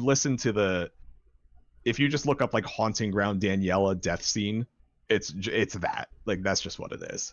And I think I like held my phone up to a guitar pickup, so it like sounds like it's coming through a guitar amp, and it's no bueno. Is that what that is? It's fucking creepy. Yes, that's what that is. See, I didn't. I'm learning. Yeah, no, that that is still, especially in context, and like I played this game when I was like 11 or 12 or something, so like I was way too young to understand what anything was happening. Now that I'm an adult though, this one's fucked up. Haunting Ground's a fucked up game. Yeah. So I'm gonna just say I probably would recommend one day I'll go through and finish it probably, but Oh, you didn't finish it? No, never finished it. I'll be that and Siren were the only two games that were like genuinely too scary for me to finish. And Siren I only started playing like recent. I think I was in 405 when I started playing it. Yeah, because Jared was over and he was like, "Yo, you know the game Siren?" I'm like, "Fuck yeah, I know Siren." And then I acquired a copy of it. And I played like 2 levels of them. Like this one's like too fucked up for me, dude. Like I like scary shit. This one's too fucked up. Like I'm good. So that's why it was called Precious Little Princess, is because in context, it's probably the most fucked up thing I could have named that song. So yeah, there's that. I'm surprised I had that much to say over the fucking interlude track, especially with what's next. Okay. This one. It's time. Oh, I love this song. I love this song too. Oh, I fucking love Safe Room. Safe Room's awesome. Safe Room could very well be my favorite track on the record. It's my second favorite. You're not supposed to play favorites with your children, but I absolutely am. I think Safe Room is my favorite child. It was so as you can see, big fan of Deftones recently, right? I don't know how you could have guessed that. I don't know how you could have guessed that, but I was listening to a lot of Deftones, and I was like, I could make a song with a similar vibe, but like still make it kind of, I could still make it femur breakery. So this is the one in particular that I had mentioned. The genre really branches out. I don't even know what genre you could call this one. It sounds like Deftones, and sounds like Alice in Chains a little bit. Like I don't know, somewhere in like that world. It also doesn't really sound like either, and I think like the reason I say that is because like Lane Staley, Chino, very like distinct like vocalists, and this song like doesn't sound like either of those guys. Yeah, this one was a pain in the ass to figure out. This song I probably went through the most changes. Yeah, out of every song. I had originally written lyrics for this that did end up on the final track. This is one of Chino from Deftones. One of 2 songs that I wrote lyrics for. And this, I mean, it's a really simple. This one's like not angry. It's not. It's the vibe of the song is kind of sad and longing almost. So I was like, well.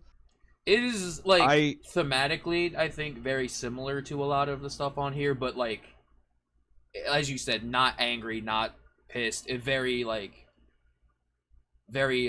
This is one of 2 songs that come to mind that are like much more like sorrowful, much more melancholy. Yeah. I don't know. Yeah, I don't think sad's the right word for it. Yeah. And it especially isn't when you know what the song is about.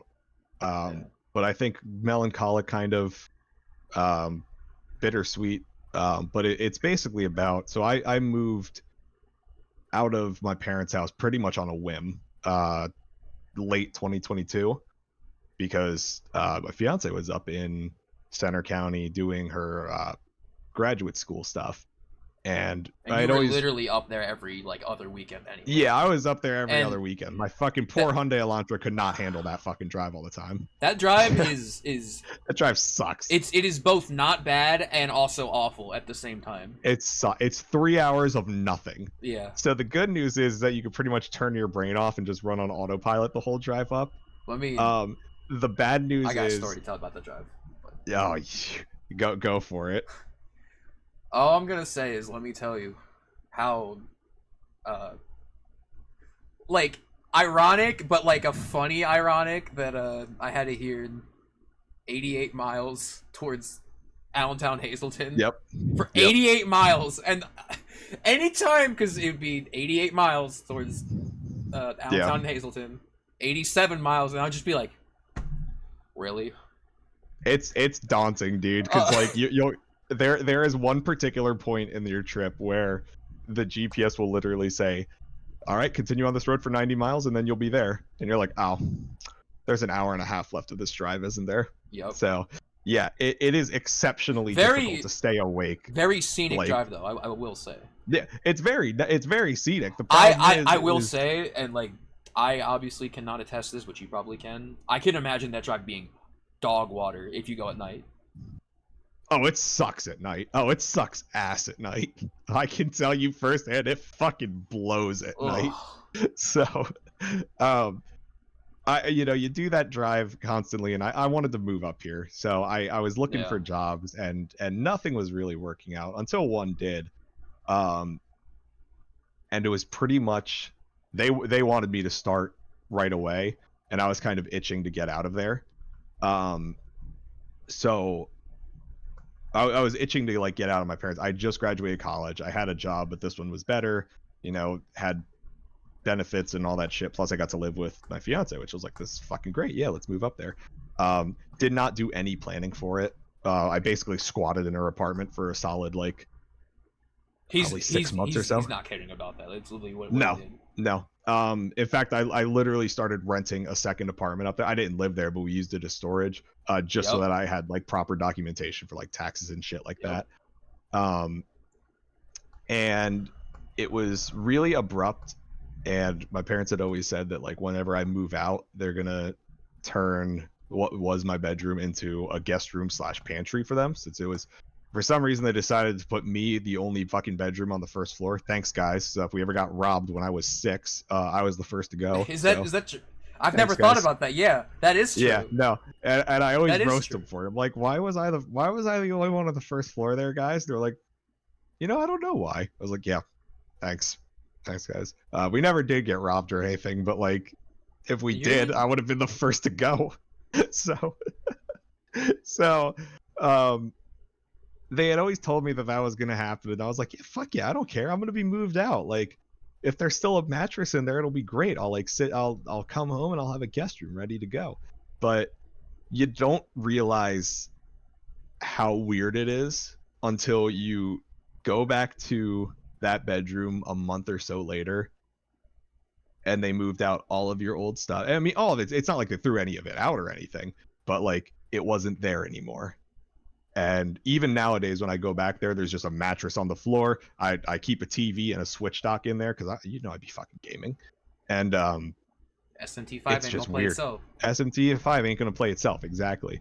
But it was really weird and really, really fucking like kind of bittersweet, because it's like, and there's no one to blame except not even blame, but there's like, if there's any fault in this, the only fault is mine, because I was just like, But that's the thing. It's not like a weekend. It's not even like fault. It's just how life. it happened. Yeah. But like, if I got a job and said, okay, they want me to start in 2 months, I'm gonna get my affairs in order here. No, it was like that. So I basically packed up my stuff and left, and yeah, it was weird, man. That first time back is weird. So that's what Safe Room's about. That's why it's kind of got the most bittersweet, melancholic type of vibe. It's not angry or sad though. But yeah, that's what Safe Room's about, man. Yeah, dude. And the name came before the song, so that's cool. Yeah, a couple of these songs, like the names were like we knew, like early on, definitely. And this was kind definitely of wrote like around it. I think it was actually originally called Save Room, as in from like a Resident Evil or something like that. But then we realized like 6 other hardcore bands had songs named Save Room. We're like, well, we can't do that. We're like, fuck it, Safe Room. It's the same vibe. So, yeah, man. That's Safe Room. Song had it's the only bunch of different endings. I remember. Yep. Whole bunch of different endings. This song got like way longer as it went on too. Yeah, I think the first demo was like 2 minutes, and then I was like, no, if we're gonna do this, we're gonna do this. The first demo I remember was like just over 3 minutes long. Yeah. I forget what it is now, but like the whole like at least last minute, if not more, is like that was all that all came like way later. Yeah. And quick side note, like this like bums me out to think about now, but it's like kind of funny. It, again in like a weird like ironic kind of way, but I remember I don't want to say I had like an argument or whatever, but like I got into like a fight like kind of with like one of my friends, and I was like, oh okay, like that's some of you might even know what I'm talking about, but I was like okay, whatever, like this is done, this is whatever, like I don't care, like don't talk to me sort of thing. 2 hours later, they got into a car accident. We're in the hospital, and I was like, "Oh my fucking god, kill me, dude!" It's like one of those. I'm like, oh great. Like, yeah, you sure you don't care, dude? And I was like, man. And then the very next day is the day that you dropped the final version of Safe Room in the drive folder. So like, I was listening to it, and that's all I thought about. Yeah. It's such a weird vibe of a song. It does apply to a whole bunch of other shit. Even if you don't like get what, even if you're not like listening to the lyrics, just the vibe of it is this very like airy kind of. Yeah. It is. And this wasn't like, you probably talk about this more. Like, it was just like a song, and we felt that it carried again the same like theme.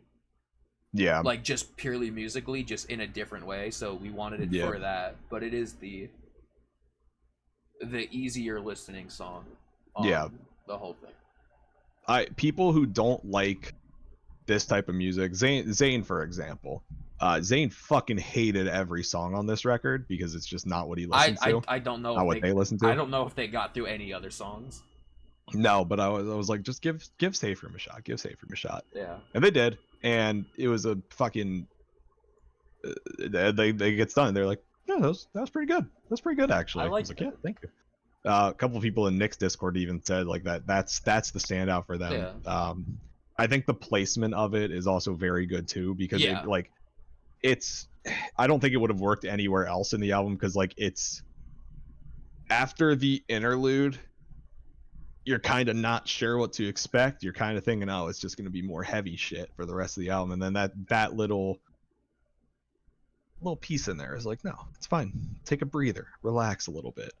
Although it does kind of give you that vibe of being like, I get like the vibe I get from it is that you're kind of in a place that you're not supposed to be. Like you are somewhere where you're not necessarily welcome, even if you are like obvious. Like I'm not saying my parents kicked me out and they're like, oh fuck you, you're not allowed back. Fuck no, that's not what it is. I could text my parents. I like, truthfully, I'm gonna be home in 3 hours. like if you came to me and told me that, I'd be like, no, they didn't. Yeah, no, I physically could not see either of your parents doing that. No, absolutely not. No, my mom texts me, is like, hello kid. She literally says, hey kid, you coming home this weekend? Like, yeah, nah. She's like, oh, what the fuck? Why not? Like, I'm like laughing trying to I don't want to do this 3-hour drive, dude. I'm sorry, mom. I'm laughing trying to imagine your dad doing that. My fucking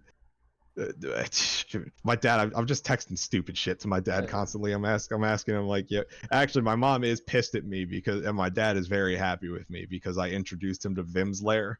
And he literally like was. If you learn anything about this stream is that we're all introducing our friends and family to things that will ruin their life. For example, yes, exactly. I introduced Andrew to Deftones and it was all over. He introduced me to Persona and it was all over. All over. Yeah. The only Persona 3 though, I'd like to point out any Persona other than 3 fucking blows. 3 is amazing. 5 sucks dick. 5 sucks dick. 4 I didn't play, but I'm just gonna assume it sucks dick. I will say once again, 5 unopened. I've had this. Keep it on. Thanks, Powerhouse. Keep it unopened. 5 fucking sucks. I'll put my foot down about that. I think 5 blows ass. Anyways. Anyway, so yeah. That's why safe rooms are around. Um, I don't got any more to say about it. It's a good song. I think. I think over time it only got better and better and better. Yeah. So you still get that, and you can. I feel like anybody who's been in a similar part where you move out of home, but like it's not like you got kicked out or anything. Like you just move away, and it's like you go back to that house, but like the times have changed. Yeah, it's like this isn't your room anymore. Yeah. This isn't now. Well, now it's getting deep. Now it's getting Whenever philosophical. Now when I go back home and my parents are watching TV and it's like 10 o'clock, I'm like, all right, well, shit, I'm plugging in the Xbox. Your dad's playing Earth Defense Force?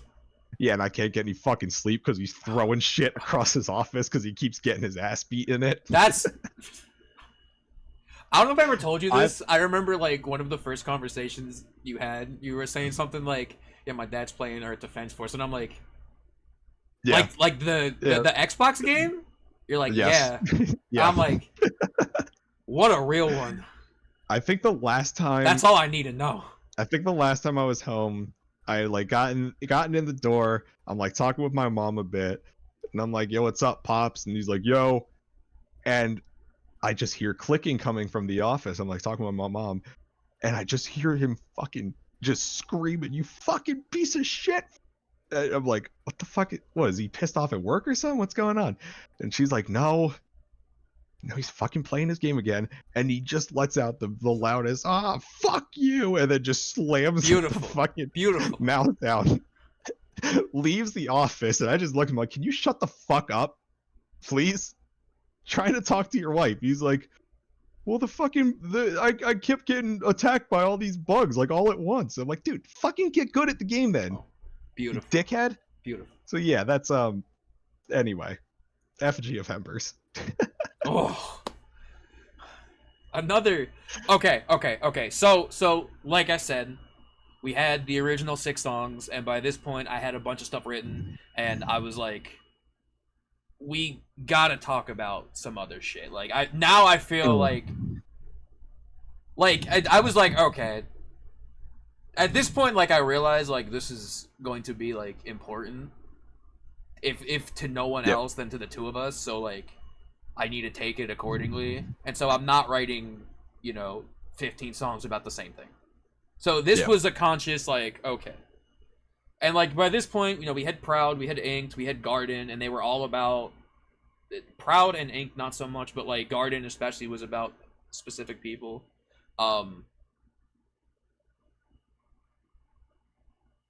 Another song, the next song, as well, was like, okay, who else am I mad at? It was like, for better or worse, one of those like, let's pull some skeletons out the closet. Who's wronged me in the past? And the first person that came to mind was what the song Effigy was about, Effigy of Embers. And so I was like, I'm gonna try and like put myself in the headspace I was when we were dealing with all of that. I was like, okay. So, this song was not happy. And this song, like, kind of... Can you tell that we like fire? We had Embers. I think you like fire. I was okay calling this song Decaying Effigy. Yeah, but that wasn't... It just wasn't the same. Yeah.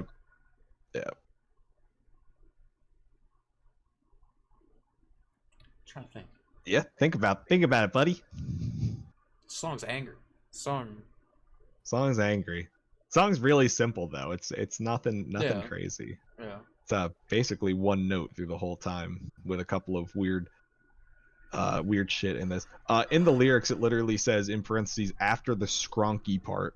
Then the lyrics start. I still don't know what the skronky part is. Was that this song?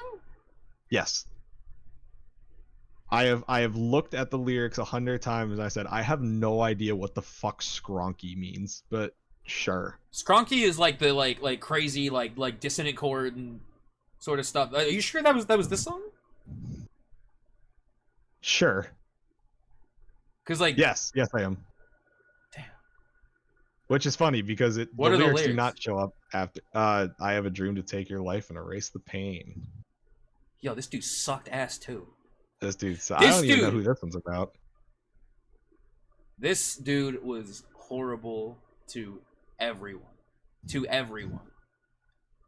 And I think like to like me more than anyone, I guess just because I was the closest with them. But like they were terrible to everybody. This I think I know who this is about. In particular, there was an incident where one of our close friends, who was closeted at the time, had like confidentially like told this person that they were bi, and then this dude just starts blurting it out to fucking everyone and was like, do you remember this? I think so. They were blurting out to everybody. They even down to like the wording of like, oh, I uncovered that they were gay or something. It's something to that effect. Very like, and unfortunately, unfortunately, that's how like a lot of us found out in like a non in like a weird like awkward kind of way. I don't know how else to put it. Okay, yeah, no, okay. I know. Okay, do you remember this? Yes, yeah. Yeah, they were terrible to all of us, and like, I remember that one being like, we never really recovered after that. You know, half of us were like, what the fuck? Yeah. You know, he was like trying to like buy like people's I don't know if affection's the right word, but like real shitty dude. Yeah, no, he sucked. Yeah. And also misogynist, you know. Yeah, fucking cherry on top. That comes up a couple times. So yeah, real shitty dude. Yeah, dude sucked. And so I mean, yeah, the lyrics are pretty blunt. Like, it was after like all of this, it was a very like adamant like, I just want people to be aware of like the person that they're dealing with. Like, this is before, because again, he was like buying, like trying to like buy people's attention or whatever, and like trying to like, yep, like, and I was like this is only going to get worse. This is only like, there's only going to be more people involved. So it was like after a while kind of an active like this dude needs to fucking metaphorically be burned alive, you know. This dude needs to be put to the stake. Yeah. So yeah, yeah. I believe the exact phrase. I'm looking at the lyrics now. You're a leech on fire, an effigy of embers. Yes. Yeah. That recontextualizes it for me, at least. So that's cool. I'm pretty sure I told you that's what the song's about. I was almost certainly really high, so this is true. That'll do that, you know. I was also probably gaming, and you were like DMing me, and I was like, Nick, I am fucking mid NCAA match right now. You cannot be doing this shit to me. We dare not disrespect the double A. Yeah, man. I was fucking. I had to bring. I was probably playing for Temple at that point. Anyway. I'm pissed about that a little bit. Apparently, all of my saved games for NCAA 25 were cloud saves, which since I canceled Game Pass, I don't have access to anymore. So I had to fucking restart my dynasty. Wait, really? Yep. Yeah. That's so dumb. Not happy about it, but that's EA for you. Anyway, this next song is about EA. Oh, is there anything more with Effigy? It's hard. It's hard. It's a good song. I like it. Very good song. And it needed a hard name. Needed a hard name, and it had one. And another Halo reference. Another Halo reference because Yeah. we love those. Did we miss over any in the early songs? Not that I'm aware of. I definitely slipped one final effort into a. Yeah, okay, yes, one final effort into in arson. That was like funny to me, that. I don't think there's any more though. That was put in only so that I could like read it and be like, this is a bit like. Yeah. It was like so like over the top that I would read that and be like, that's kind of funny. That's kind of funny, yeah. So just be like, don't take it like too seriously. Yeah. I don't think there's no Halo references in the next song. That being R Word's Dissociation. So this was the song that we almost cut. Yes, this song almost got cut. This song, honestly, now that I think about it, I think even more than Safe Room, this probably had the most changes. But they were all like... Yeah. Because, like, nothing worked. I couldn't get the vocals right for the longest time on this one. This one was really tough to do vocals for some reason. I just was... Yeah, everything about this was hard. Yeah. So, first off, the song's really short. There's, like, 2 riffs in it. It's kind of just, like, in your face, and it's a minute long. So, the reason we kept it, too, is because we were like, well, it's not that we don't like this song. It's that it doesn't really do anything. Like, I know I'm just talking shit on our own release, but the fuck was that? Whatever. It was the ghost. It was the ghost, man. He's fucking ooh. Yeah,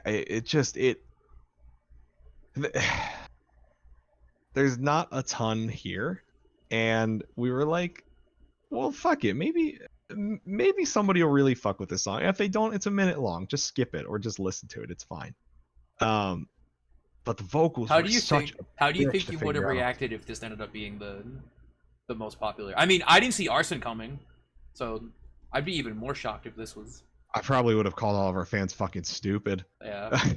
I'm like, guys, there are way better songs on this album. Like, you picked the wrong song. It's fine. It's just it did end up being one of my favorites vocally near the once it was all said and done. The song was also very angry. It's a lot of shit in a 1 minute song. No, this is one of those. There's a ton of lyrics in this one. I was definitely listening to a lot of Kaunashi at that point. You know how Peter just fucking goes and goes and goes and goes and goes. Yep. Like anything. Yeah, that's how this one works. Anything on Dear Lemon House or any of those, there's Yep. So 100%. That's the vibe I was after. Yeah, and I mean it works because I mean this one. There's 3 paragraphs in a minute long song, and we're trying to make it fit. We're trying to make it sound cool. We're trying. I'm just now realizing the vocals overlap the entire song. Because it starts a cappella and it ends with the trail off of the screen of the last screen of the final lyric. Yep. There it is. So we labbed the shit out of this one basically. I wrote and rewrote and rewrote and rewrote as best I could. Yeah, the first vocal take, which was done that weekend, Nick was up here. We got it done, and we're like, that sounds fine. That's good. And we listened back to it a week. We had to track this a bunch of times. Yes, this one took a solid 4 or 5 times to track, and at one point, I had just done 1 take of the whole song, and that's what finally stuck. So I must have been it was. I don't know if the lyrics were not playing nicely with the screaming technique or something like that, but it was really hard to get the sound on this one for some reason. Yeah. Well, there's also the only instance of a full-on guttural growl in it, or in the album. I don't know. This one's just... Wait, where? Talking Proud. Oh my god. Talking Loud. That one. Yeah, this song was also angry. Yep. Yeah, all these songs except for like 3 are in. Yeah. Well, actually no, there's a couple more. Yeah.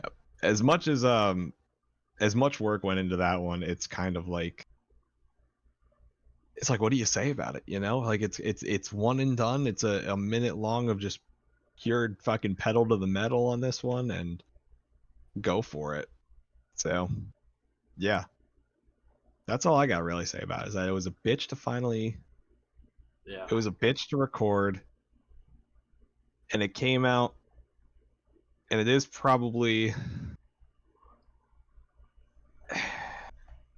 again, you shouldn't play favorites with your kids or anything, but this one was the one that we were originally going to cut, but it got to the point where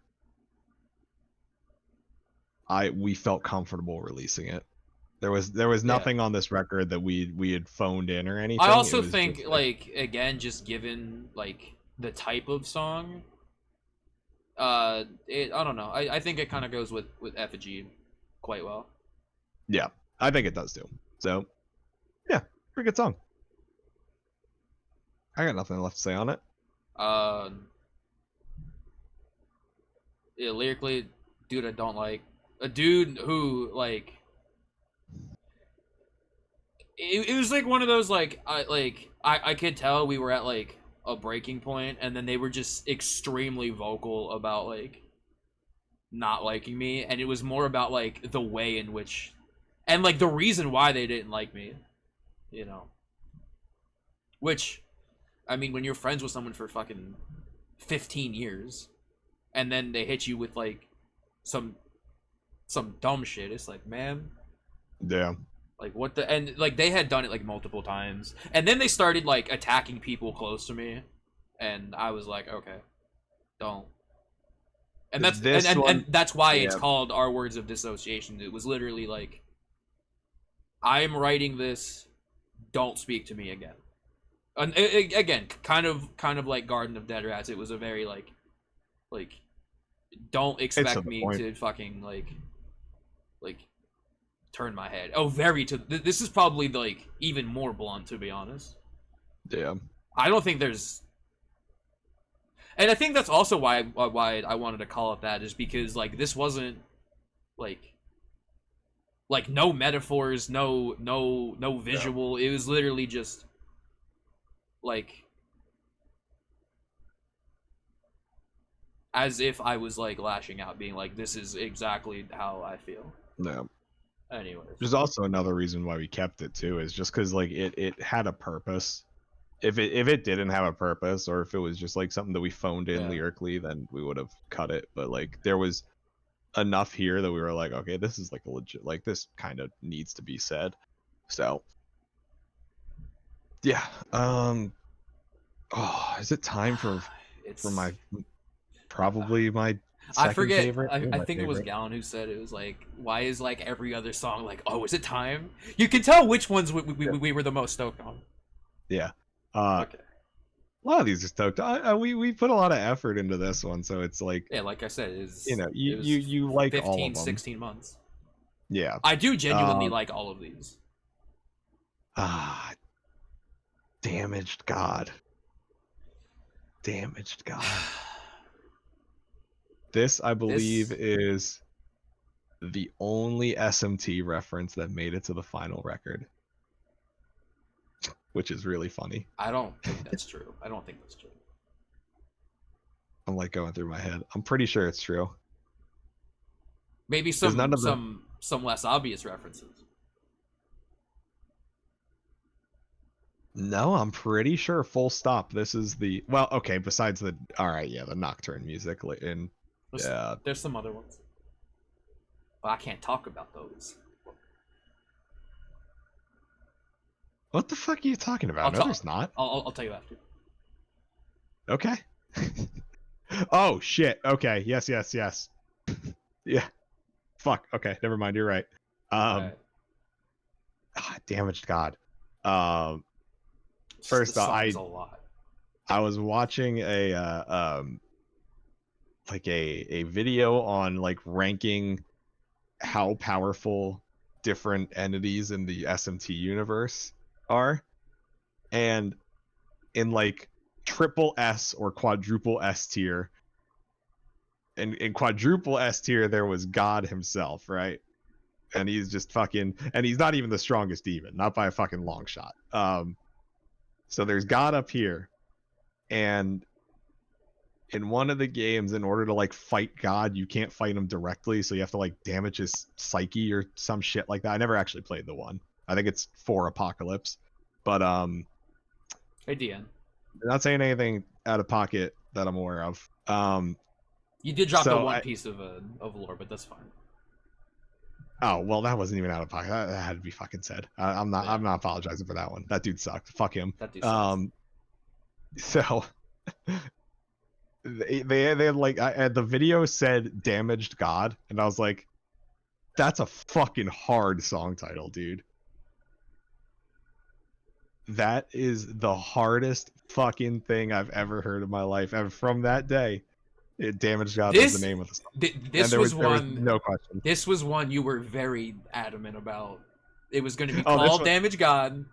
Yep. The part where you yell Damaged God, I did not write. You were like, that's been there since the beginning, and I was like, really? And you were like, yep. I'm like, yeah, I was like, it was in here since the beginning, and it was like, okay. So this one,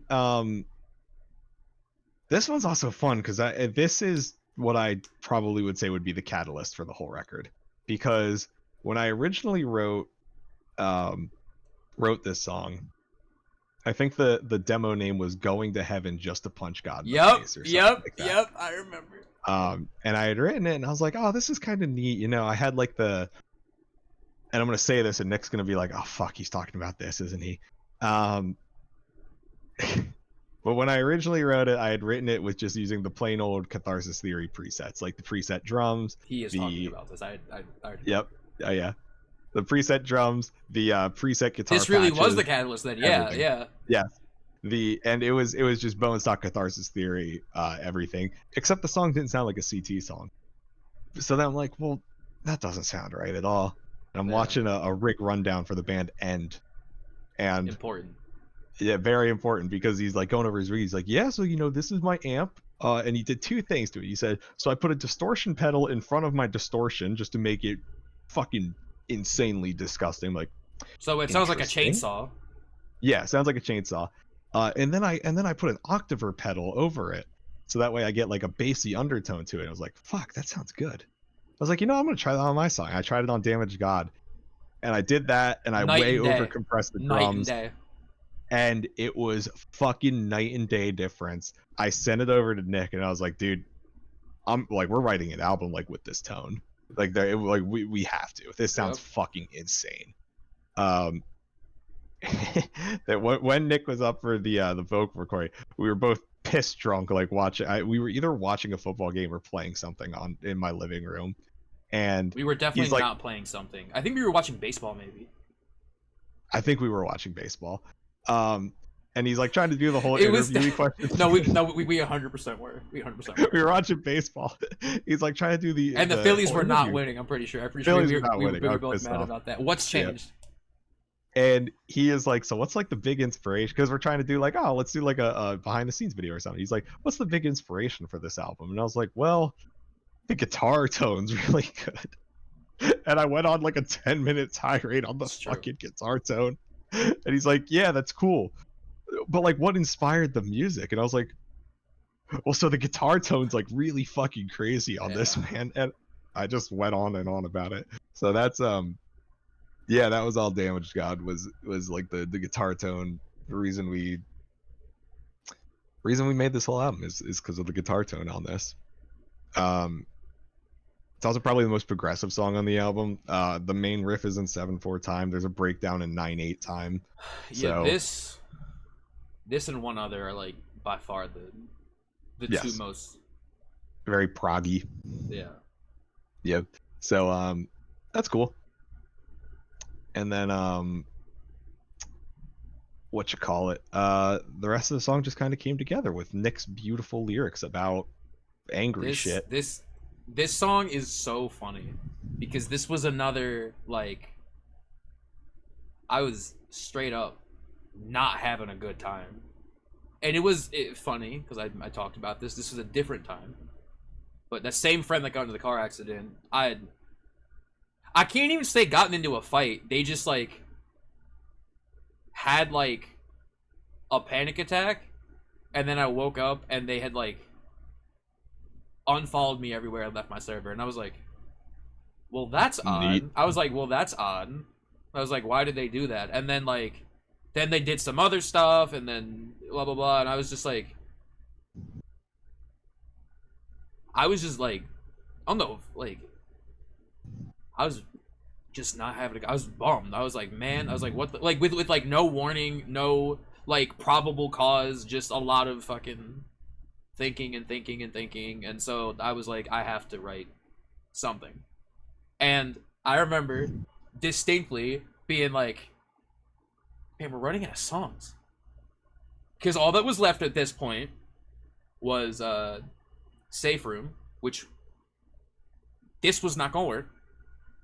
Tomb. One go work, Safe Room. Or not Tomb, Home, which I knew had to be connected to Tomb, so that wasn't going to work. Arson, which at this point I was still like, there's no fucking way I can like, I was like, what the fuck am I gonna write about? Yeah. So I wrote Damage God like by default. I was like, well, I gotta make this work. And it worked. And it is extra funny to me when I think about that, and I think about like the like year and change since that's happened. And the opening line is tell me, is Greg still here? Greg will find this funny. The opening line is literally tell me, am I a burden? And that's funny because then a year later this person called me a burden, like directly. I'm like, oh, well, he told you. I'm like, wow. He told you. I'm like, wow. So every time I listen to this song now, I hear that, I start laughing. I'm like, oh my god. I'd like to point out. I'm like, that's so funny. I'd like to point out that this is our 10th most popular song on Spotify, which means you bastards are listening to the wrong fucking songs. And we can fix that. Yeah. Yeah, this one's, oh man, I love Damaged God. I remember when you sent me the version like with vocals and everything, and I was like, dude, that was a like that felt great. You know? That one was good. Yeah. That one, I think this one was the first one where I was like, okay, like we got something here. Yeah. So yeah, Damaged God's fucking great. I say let the song speak for itself too. Also, we gotta keep this moving because I'm fucking tired. So. I was gonna say, I was like, I know we're like getting towards the end now, but like if you want, we can do like a part 2 if that would be easier. Nah, let's just finish this bitch out. Right. We're so close. We're so close. I guess that is true. All right. The longest day, the shortest song. The longest day, and it's the second shortest song. And Penrose is shorter. Okay. Yeah, Penrose is shorter. This one is extra funny to me as well because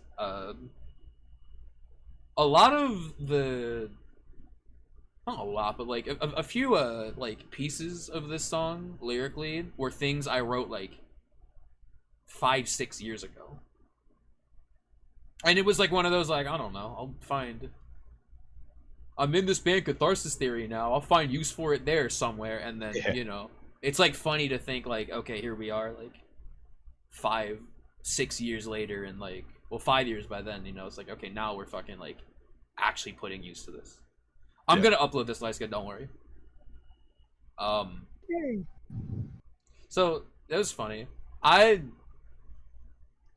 I think this was another, like, alright, who else was I, like, ever angry at with, like, good reason? You know, so. Yeah. And,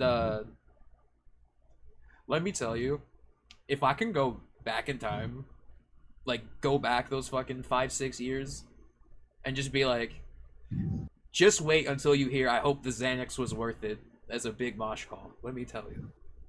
That was another, like, I heard that, and I was like, play the fucking song over again. Yeah. Yeah, that ending screen was a lot of fun. It literally says in the lyric sheet, layer the shit out of this. Yeah. So we did. So the last, like, 3 seconds of the song are literally just fucking dimed on everything. Yeah. Beautiful. So, yeah. Longest Day. I really don't have much to say about this one musically. It's a Again, fun it was riff. short. It was short. It's short. It's I sweet. do like the song a lot too. I do really like it. Yes, Yeah. Longest Day is a very fun one. Now is it time? We've started with is it time for like half of these, but it's okay. Well, now it's time. Okay, so Home and Tomb. So as a pair, because they are connected and they are meant even more so than Proud and Inked, I would say these were like meant to be played back to back. Yes, absolutely. Yeah. And you can think of it as one 8-minute long song or however long. Yeah. So it's actually fun. I originally wanted This Place Will Become Your Tomb to be the name for the album. We need to talk about the title of the album. We'll talk about that afterwards. Oh, we'll talk about that afterwards, yeah. Okay. This Place Will Become Your Tomb is actually the name of a Sleep Token album. And I was like, well, fuck. We can't Is it? Yeah, it is. I didn't know that. Which sucks. Because I'm like the only person in the fucking world who does not like Sleep Token. Dude, that's straight up a like, damn, dude, they beat us to it. Damn it. I know, I saw, I'm like, fuck, that's not fair at all. So then I was looking up other Gravemind quotes. I'm like, end her suffering in my own works. That was just we'll talk about that later. But yeah, this place will become your home, and then this place will become your tomb are quotes from Halo. So that's number 3 on the Halo references. Out 4, okay. Number 4. Number 4 on the Halo references. So we picked the titles out first, and then we wrote everything around it. Musically, it starts off with the little YYZ section. That's what somebody called it, and I was like, yeah, that fits. It is basically YYZ. That's exactly what it is. I've never realized that. Oh my god, no, yeah. It 100% is. Yeah, somebody just call it. Oh, that's Rush. I'm like, oh fuck, it is. Okay, cool. But dude, I'm never gonna unhear that now. Oh my god. Yeah. Funnier with that though is I'll be brought back to a story that Nick has told me about Jake, and Jake was the vocalist for who goes by Underdoggo if you ever see him in chat.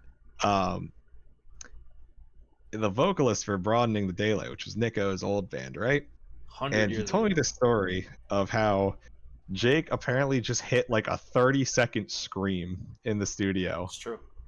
And like he just like kept doing this to just tell the engineer to like keep rolling the tape or something. I remember that clear as day. Yeah. I was I guess I was channeling his energy because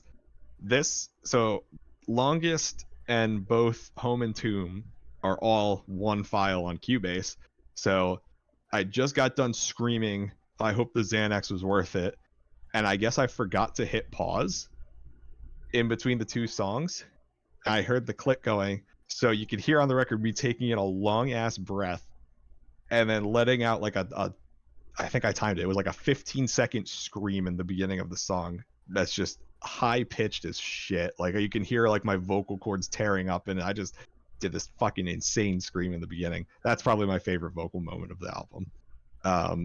So that's a good one. It's a good one.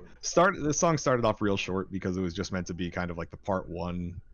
Well, no, because Home and Tomb were originally like one long song. I guess they still are. But I was like, well, if we're gonna split them up, we might as well make Home actually like long and make it a full song. Yeah. And then the lyrics came by, and I was like really trying to find. This was the other one that I had wrote the lyrics for. Yeah. I think this was one of 2 on the album. Yeah. Other being Safe Room, and this one was this one's about my grandmother who is she was diagnosed with Alzheimer's somewhere around the time that we were writing this one. So it was just kind of like getting it all out there. It was you'll read the lyrics and you're like, this seems kind of like extreme. I guess I kind of wrote it from a place of what's going to happen in the future instead of what's currently happening. You want to talk extreme, I'll talk about the next song, but yeah, next one's fun too. They're originally both about my grandmother, but we're like looking at the lyrics, but we're basically A and Bing like my lyrics and Nick's lyrics for Tomb, and we're like, it's the same vibe, it works. So yeah, Home is about that, and kind of gets sad near the like you kind of get that weird like sad melancholic vibe near the end of it. Yeah. which is odd for this type of song because you wouldn't really expect that. But then finally, the last instance of the end her suffering motif of that little breakdown is actually, that rhythm is used for like a solid, I think it's used for the whole song actually, that like that breakdown rhythm. It's just used with different notes and stuff, and then at the end it finally just does the open chugs. Yeah, the whole like second yeah. half of this song is just like variations of that. Yeah, so it kind of takes everything full circle. I did originally want the album to end with it, but it felt better to be the penultimate song. So yeah, we end that album with that final motif again, and that just kind of fades out, and then it just comes back up for the last second or two, because then it goes straight into Tomb. Good segue. That was a good segue, right? Unless there's anything else to talk about Home, but really that's all there is to it. Is that it's about old the most technical glue. song. It is probably the most technical song. Yeah, that one's a bitch to play. I might add. This is a bitch to play on drums, dude. This one's a bitch to play. Yes, absolutely. This one's a pain in the ass to play. And this is one of those I'm like, well, if Femur Breaker were to ever play a show, we'd have to play. This is the one we'd have to practice. Yeah. I'm like, we have to. It's like one of those. I'm like, what are we gonna not play this? Yeah. So, that one's fun. Much less technical though is it's Big Brother Tomb, which is one hell of an ending track in my opinion. My favorite song by far. Oh wow, I was not expecting that. Yeah. So yeah, old Tomb over here starts off with actually I kind of like this. This one's cool. It starts off with a dissonant chord, but in the context of the song, it actually sounds like it sounds kind of, I don't know what the word I'm looking for. It doesn't sound dissonant in the context of the song, but like by itself, the chord is dissonant. So that's a neat little thing. It's also kind of probably the most melodic song on the album besides Safe Room. So very neat, kind of builds up to this whole thing and then devolves into this like clean section, and then the jump scare, which I've heard multiple people call it the jump scare. Yeah. Because it builds up to this clean section where it kind of plays like the final riff of the song. It's really quiet, and then it kicks in with all the instruments. And all it is this major ascension that resolves to something that sounds minor, basically. That's the best way I can put it. Is that it sounds... This song was all about weird atmosphere and intention. Yeah, absolutely. This one is definitely the vibe. Like I went for the vibe on it. Yeah. And we knew like this could just like go on and on and on, you know. Yeah. So this one has like that kind of rising at like, so the whole like last 2-3 minutes of the song is just the one riff where it is rising, and you think it's going to resolve into something nice that sounds optimistic, and then right at the last second it just goes into something that is not as nice. So that was kind of cool. I know I kind of sound like a douchebag describing it that way, but it's true. It does do that. So yeah, I'll let you talk lyrics on this one, since it basically just does that riff the whole time and then it fades away into strings to end the album. So this song, I don't want to go into too many details, but I'll just very bluntly say there was a week in early June, so not long, like basically like just as all this had started, where it was literally a week straight of rock bottom.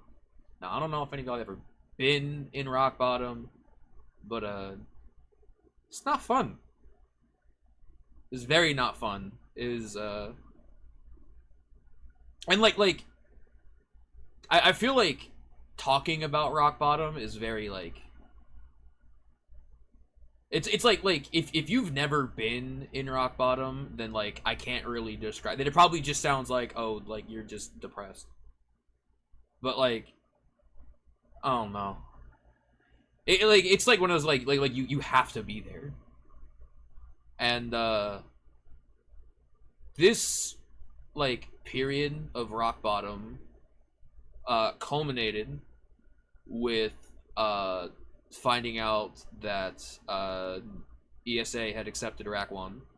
And so at like the peak of rock bottom is like all of these people like messaging me and being like, oh dude, like that's gonna be sick, like that's awesome, like congratulations. And like me literally being there being like, thanks, actually I hate everything, don't talk to me. You know, it like only elevated it, because it was like I can't even like get excited about this because I'm just like, what the fuck is the point? So I just kind of like took a moment and wrote what I wrote without any intention ever of like it being lyrics or anything. It was just like, I need to fucking write this. I did the fucking truly poetic and ironic all of this. I did every metalcore kid's favorite thing, which is they take the fucking long walk outside at 1:37 a.m. listening to the song Jane Doe. Jeez, you were at rock bottom. Yeah, no, it was ugly. Jesus Christ. Yeah. Which, like, at fucking 26, I'm like, that is another just like, I'm like, what the fuck am I doing? You know? And then, like, a day or two after, I noticed there was a new song in the drive folder, and it was just called tomb.wav or something. Yeah. And I took one listen, and I knew. I was like, okay, this is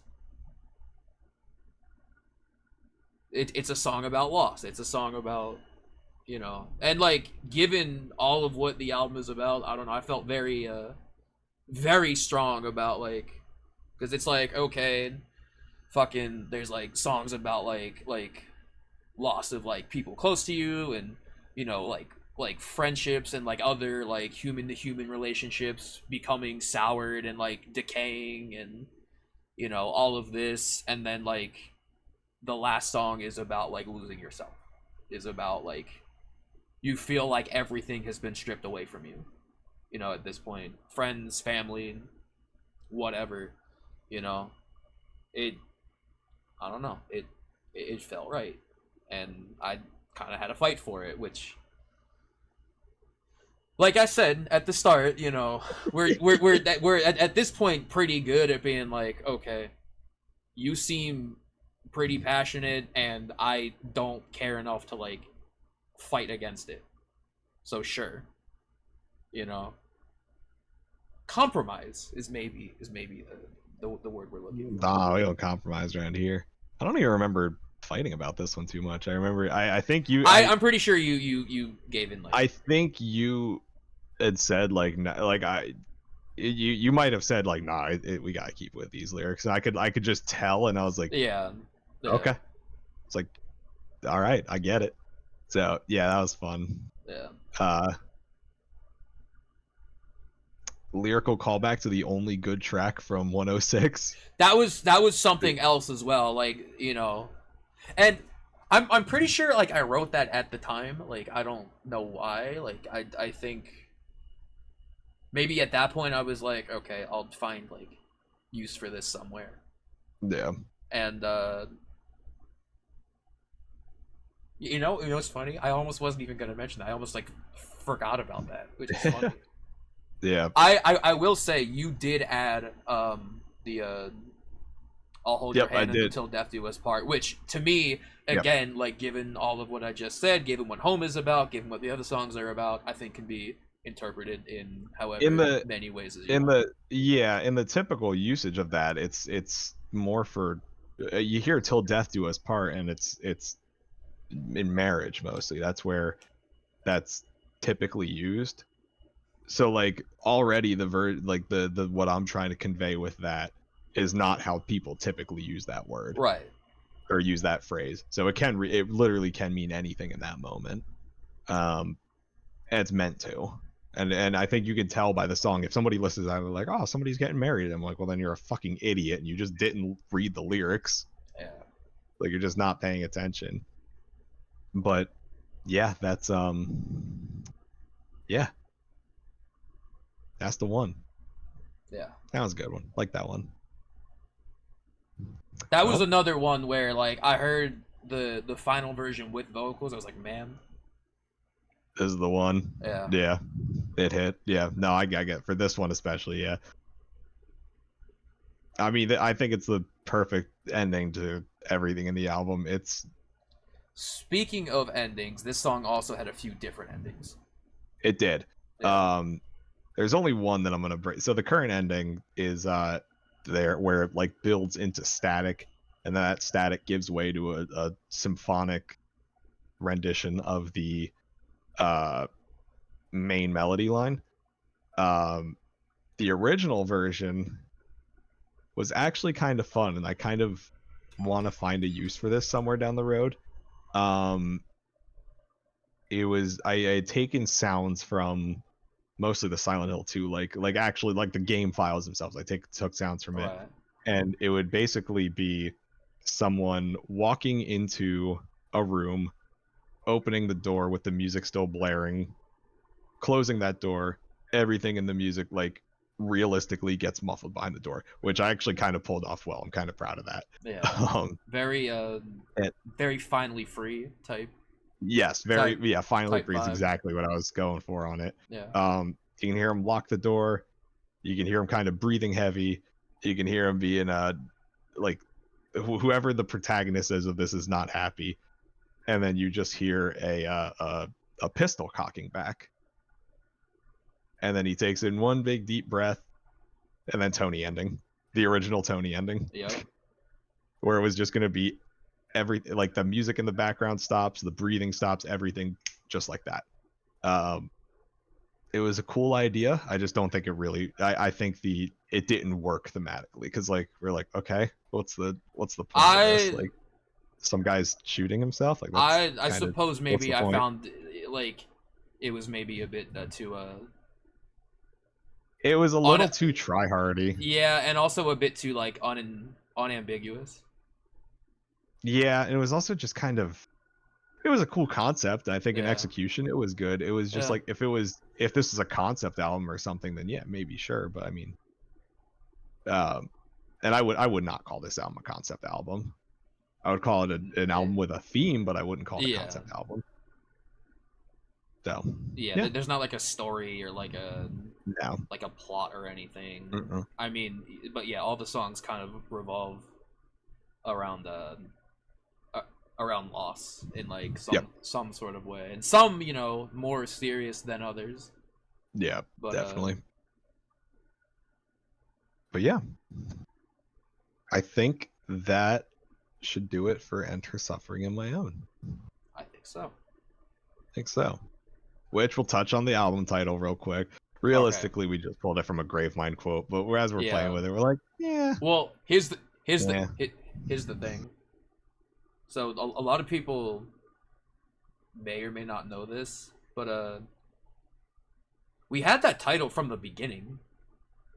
Yep. Like the day that Instrumental Demo 1 went up, I think it literally said like Enter Suffering and My Own, unless we can think of a better title. Or maybe that was in the Google Doc somewhere. Either it said unless we could think of a better title somewhere in there. And I remember you can talk for a second. Yeah.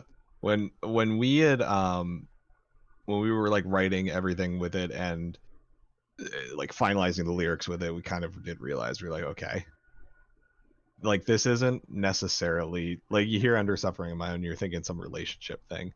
A lot of this could apply to that, but really it's just like this kind of ambiguous who is her.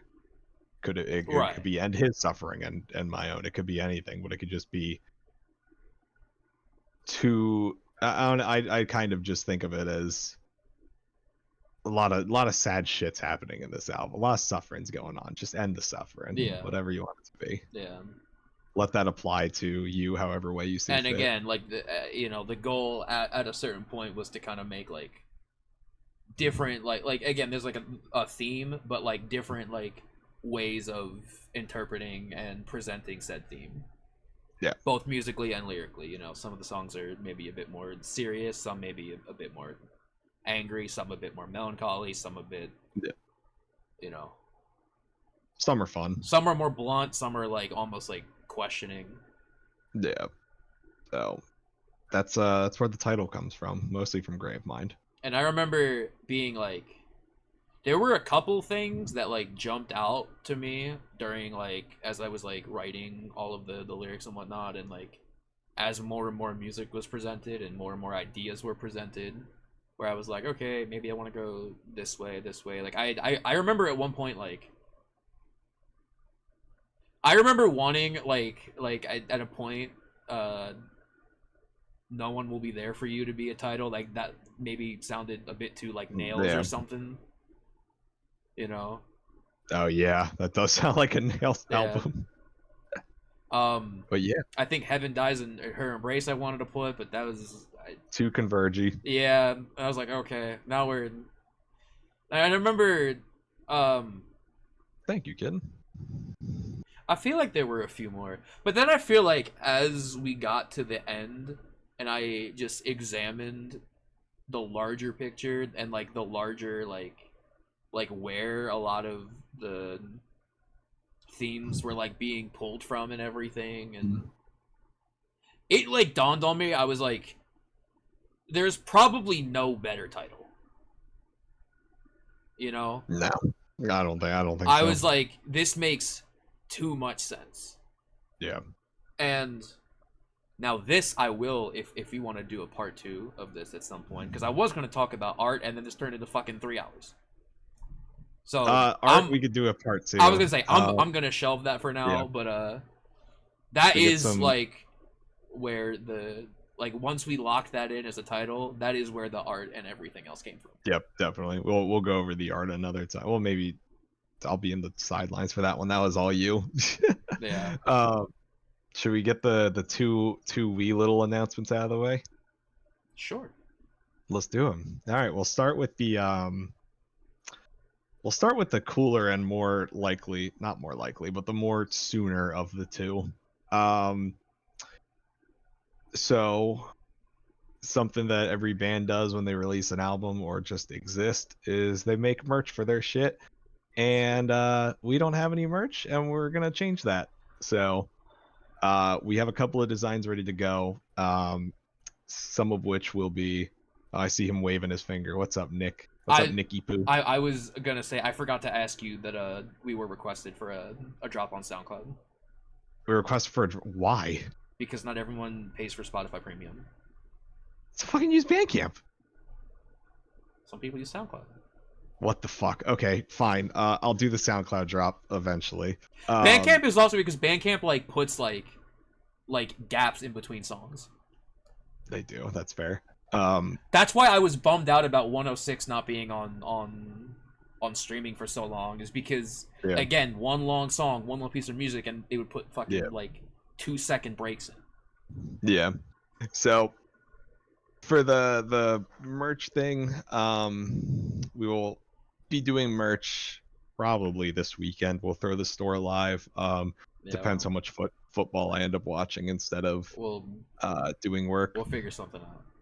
Yeah. The big thing with it though is that a lot of you guys are overseas, and overseas shipping is a fucking nightmare when you just order a bunch of merch from a printing company. So we will most likely be doing probably Teespring or some shit, since they handle all that shipping stuff. But then you can get your shit on a pillow, or you can get your shit on a flag. You can do whatever the fuck you want. I've never used this before. Do you like just put the designs up and then you can print it to whatever? Or do you have to basically you have to specifically you have to specify what designs go to what items, but it's technically unlimited. Okay, I was gonna ask you about that. I didn't even think about this, but there is one particular design that I think would be fucking awesome on a wall flag, and I will probably buy that. I think I know what you're talking about, and Oh, you know what I'm I'm talking seeing it about. now too, and I'm like, dude, That would be fucking holy, sick. um, That would be sick. We could spoil that one. Persona 3, baby. You bet we'll be that doing is not the something one in I thought you were the talking vein of. about, but that one would Which one be. are you thinking about? I mean, if we do a part 2 of this, we can like show it off. We could show it off, yeah. Yeah. We will be doing that. So keep an eyes out for merch. Yeah. Probably this weekend we will drop that. So keep your eyes peeled for that. Although I will say the fucking the one the 610 one, that would be funny on a wall flag. Oh, that would be Get fucking that sick. get that Get that right. as your front porch, is your front, like your floor mat. Oh, you're fucking right. Dude, Shit, no, that's a good idea. no, oh my. Oh, I might buy that. Anyways. Oh, that would be awesome. Anyways. So that's one announcement is that merch will be coming very, very soon. And we're gonna make it as cheap as we can. So that way you can buy all your shit, and that'll be really cool and fun. Yeah, and then the second announcement is that we have heard a whole lot of feedback on the album. Including stuff that was commented today. Including stuff that was commented today. One, I just thought of this literally a couple of seconds ago. Maybe, possibly, if you're super nice, we might do an instrumental version of the album.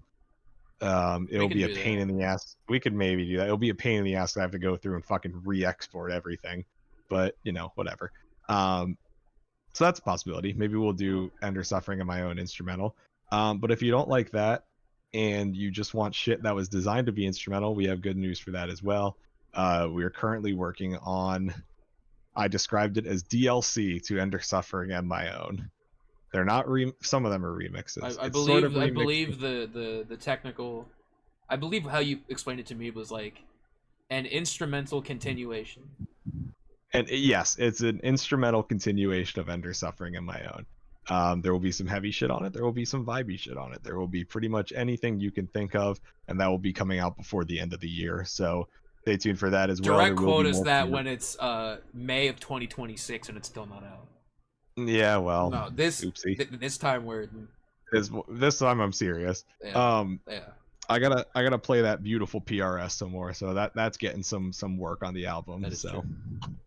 Yeah, very nice. So yeah, those are the two big announcements: is new merch and new releases coming from us by the end of this year. So that's all I got, man. Yeah, man.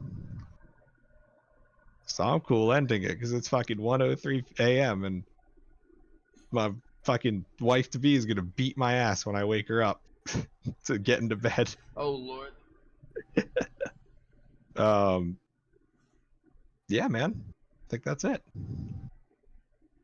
I think that is also. I don't. Yeah, I should have probably prepared myself that this was going to be 3 hours long, but oopsie.